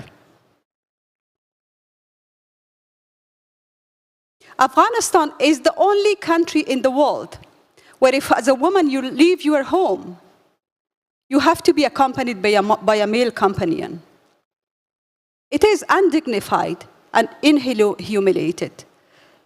I ask my brothers here, if you for 1 minute think that you are being allowed to leave your home only by a woman companion, and if there is no woman to accompany you, you cannot work, you cannot continue to your education, you cannot breathe.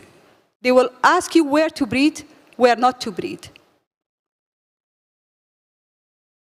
Can you for 1 minute put your feet into the woman of Afghanistan's shoes? But with all of these challenges, women of Afghanistan courageously stood and challenged Taliban's ideological hegemony.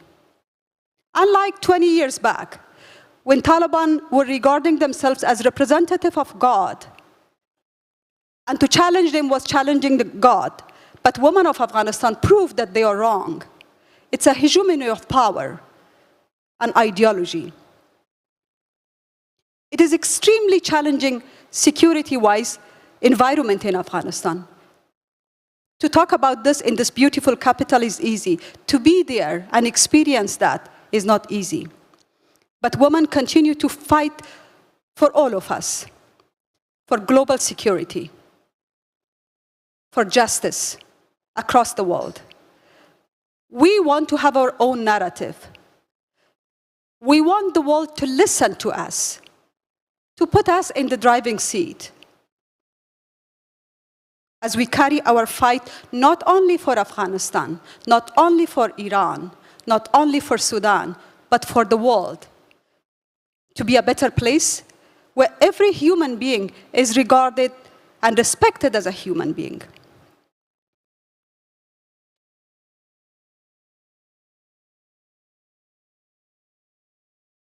Only if there was more civic space for a dialogue, conflict could have been avoided.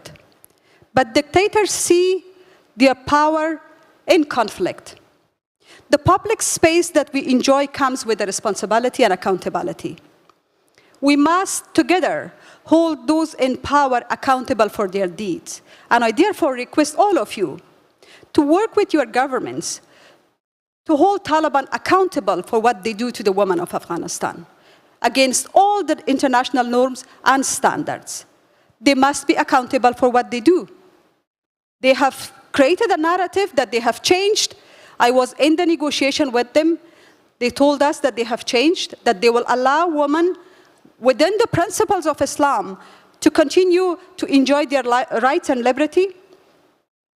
And we all seem to believe that narrative, but we are now trapped to the narrative that we have created for Taliban and they have created for themselves. It's time for the world to listen to the women of Afghanistan for their plea for an alternative that only is led by women. We believe we need to act beyond words, as we believe that injustice anywhere is injustice everywhere. Thank you.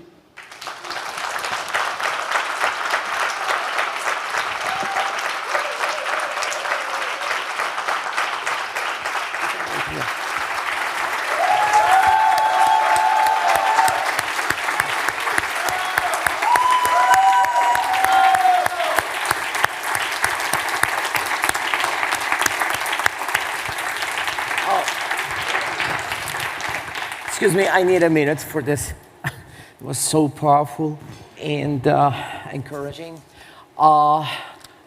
We are almost finished. Don't worry. I only would ask now for the members of the steering committee to come up, for the recipients of the tribute awards tonight to come up, and to the persons that actually introduce the awards to come up here for a picture on the stage. I don't see anything. You made me cry.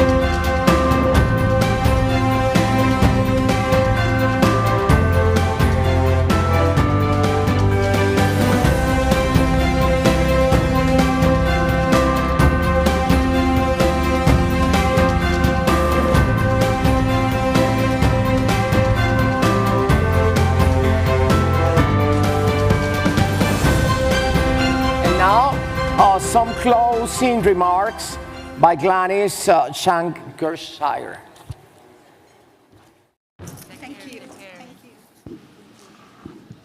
Thank you very much, Tamara. Good evening, everyone, once again. It's really such a huge pleasure and honor for me to be closing this wonderful assembly that we've had for the past 3 days. It's very important for me now, in particular, because I share the same sentiments with Carl Gershman. I've attended a couple of assemblies for the World Movement for Democracy before, but I must say that this one really wins the trophy for me. We've had deep, inspiring, and challenging conversations. At a personal level, I have so many takeaways, but I think what really stood out for me from this assembly is how everything that I've listened to from the beginning to the end weaves in so well towards the 11th Assembly theme. To remind you, our theme was claiming democratic forces, unifying voices for a new frontier.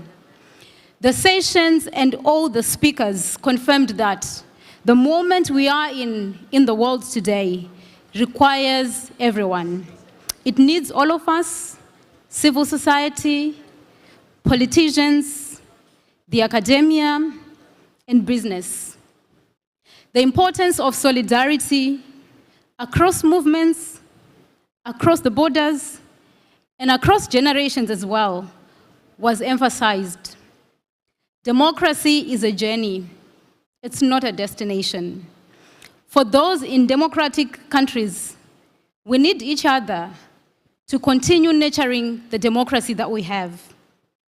For those in authoritarian states, as one of our opening speakers from Russia said, we are not our authoritarian states. We are people who love democracy, who just want to live a normal life. We need each other to build each other's resilience and continue to fight for democracy in our countries. Drawing from what the chairperson of the World Movement for Democracy, Maria Ressa, said, the democratic fights for today require a dual approach. It needs us to work online and also to continue working offline. So much inspiration has been shared, and I hope it has re-energized all of us today and gives us hope for the democratic vision that we all have. And now, on behalf of the Steering Committee of the World Movement for Democracy, allow me to express our deep gratitude to those who worked so hard, who traveled long distances for the success of this assembly.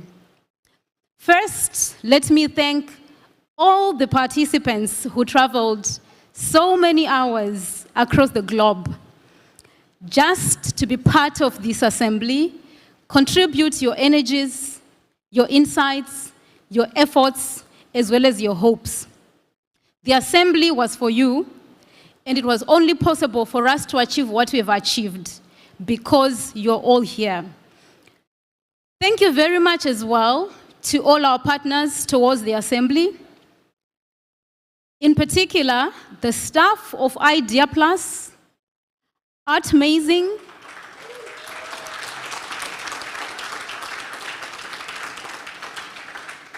and of course, the Grand Yacht Hotel. Your smooth operations, your warm hospitality was very instrumental during our stay here. Finally, to the Secretariat and other staff members at the National Endowment for Democracy, particularly Megan Barker, Christian Sir, Alisa Tender, Shannon Strainer, Mark Jadina, and Jesse Watts. Thank you very much. You made it possible for all of us to be here, and we deeply appreciate. Now, at this moment, kindly allow me to invite to the stage Ryota Jonen, our director at the World Movement for Democracy, the Steering Committee of the World Movement, and our board chairperson at NED, Ken Warlock. May you please invite us on stage. Please join us. Join us. Steering committee members, Hassan, I know you're here. Tanya, you are here. Tamara, you are just here. Please come back. Everybody. And I know Georgie, Christian, Alisa, I know you're shy, but please come up. I want to recognize you. Mark. Thank you, Michael. Please join. Jesse, are you here? Please, Mark, Shannon. Last few days, I have a great opportunity to meet all of you. It's been great pleasure for me because it's been a long time to see you. Last time I saw you was 4 years ago. Yes, there are a few occasions I had a chance to meet Daria, so many others occasionally. But this was very important for me to have you, all of you here in one place. So thank you so much for spending hours and hours coming here. This assembly could not happen without you. So thank you so much.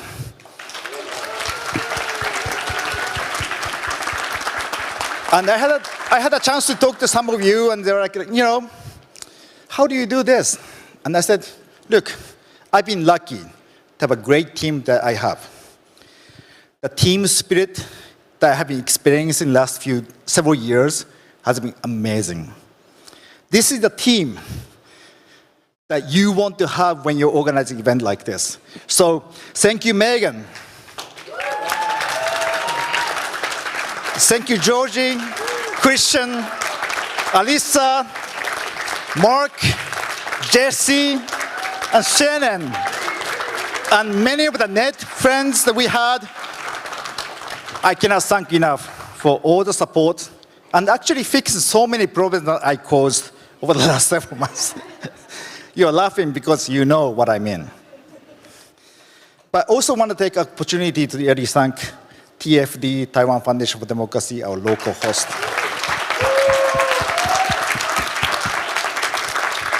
I've known Michael Kao and Mason for so many years.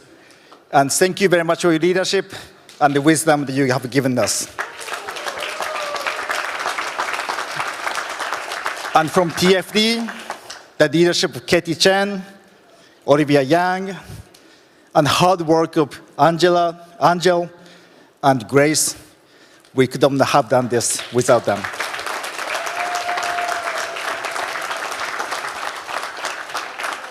And, you know, when we organized this event, I felt the pride of Taiwan's democracy by talking with our partners. That's IORG,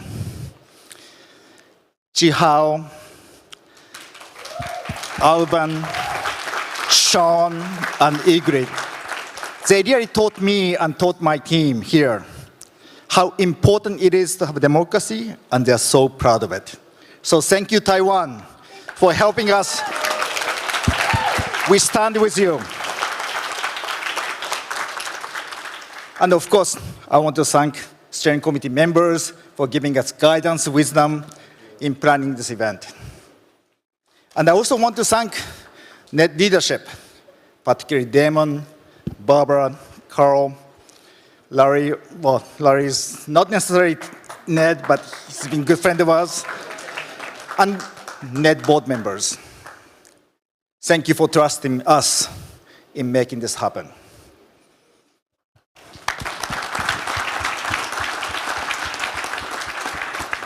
You know, Larry, Xiao Chan, and so many others have been with us since the beginning of the world movement. They gave birth to this incredible movement, and they continue, as you saw today and the first day, continue giving us the wisdom and guidance. So thank you for that.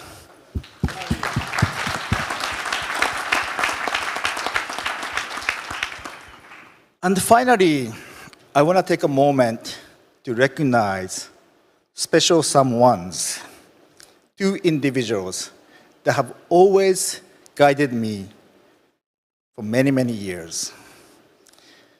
They are Carl Gershman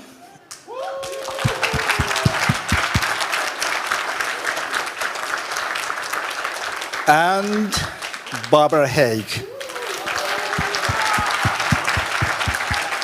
So we have a little bit of something. Carl, Barbara, please come to the stage.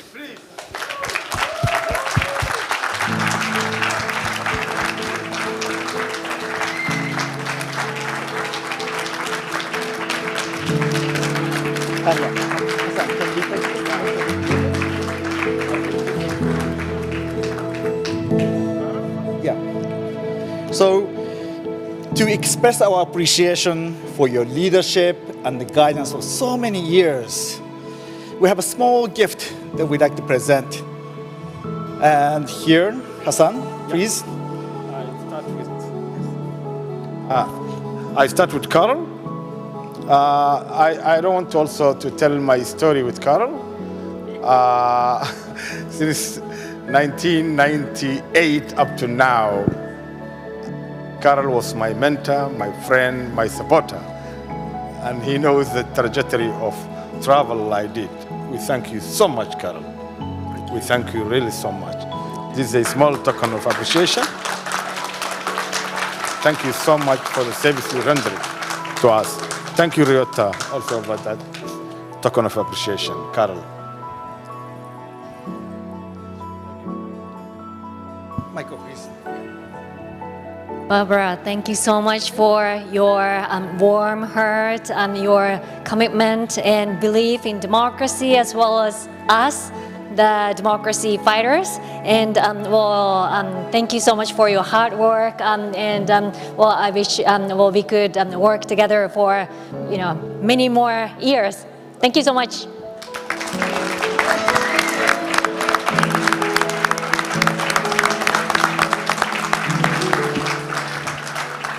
So thank you again for everybody to being here. I'm sorry? Translator. Oh, yes, of course. You know, we always debate when we're organizing meeting like this, how much interpretation we need. And for us, inclusivity, as young people talk about today, is extremely important. So therefore, we spend our efforts on working with the interpreters to make sure that you can understand the discussion and engage in discussion in the language that you feel comfortable with.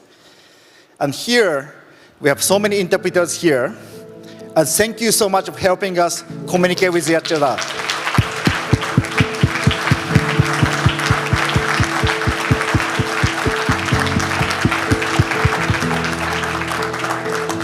Now, I'd like to just pass microphone to closing remark by Gladys Changachere. She's known to us as a rebel girl. Many years ago, she's actually came to the stage. She was just young, activist. She was saying how she felt that she was outfit in her community. She was considered as a rebel girl. Look at her now. She's a leader of the community, not only in Zimbabwe, but the whole continent of Africa. And we've been so happy to be with her for many, many years. And this is why we want to spend a lot of time investing young people to grow, investing in their leadership. So Gladys, please give us final words. Thank you very much. Many thanks to Ryota, because you thanked everyone, you thanked all of us, and you didn't thank yourself. But we are deeply grateful to having you.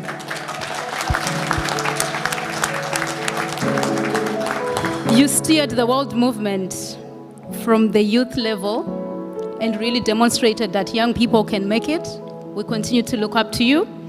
And we are all excited about our position today as the world movement, the work we continue to do to cultivate democracy around the world, because you are leading us, and you are leading us in the right path. For the rebel girl, many thanks to Kao, Barbara, and the rest of the team at NED. Apparently, the NED team is the first team to recognize my simple effort as a rebellious girl child in Zimbabwe, that I'm not a rebel. I'm just a normal girl trying to live a normal life.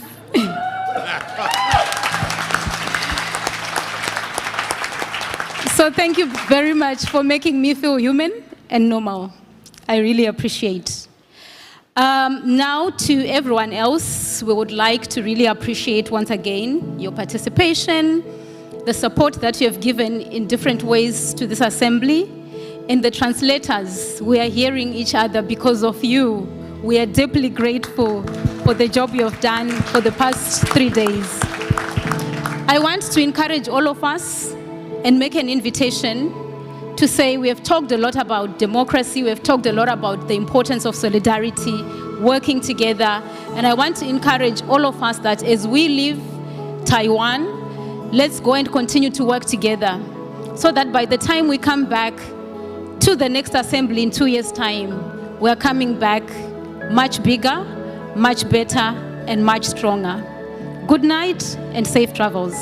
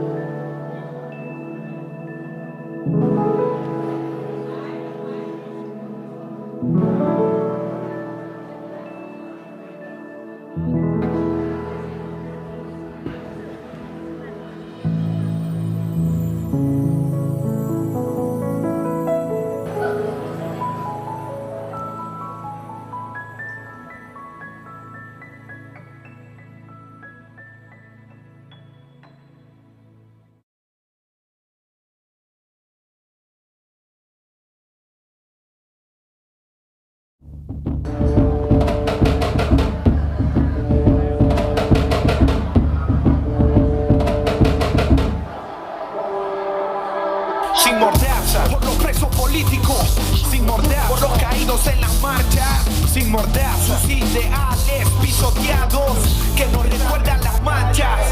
Desaparecidos, torturados, censurados, unos están presos, otros volaron y los que aquí quedamos, nuestra voz alzamos para cambiar el futuro tan oscuro que heredamos sin morder.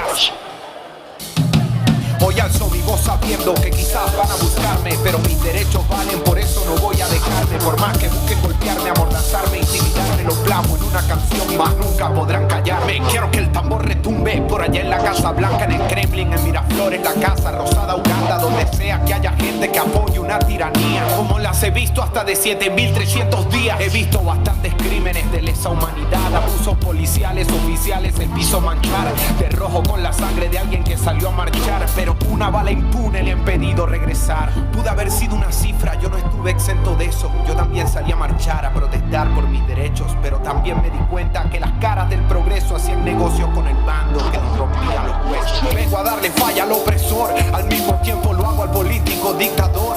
En ese...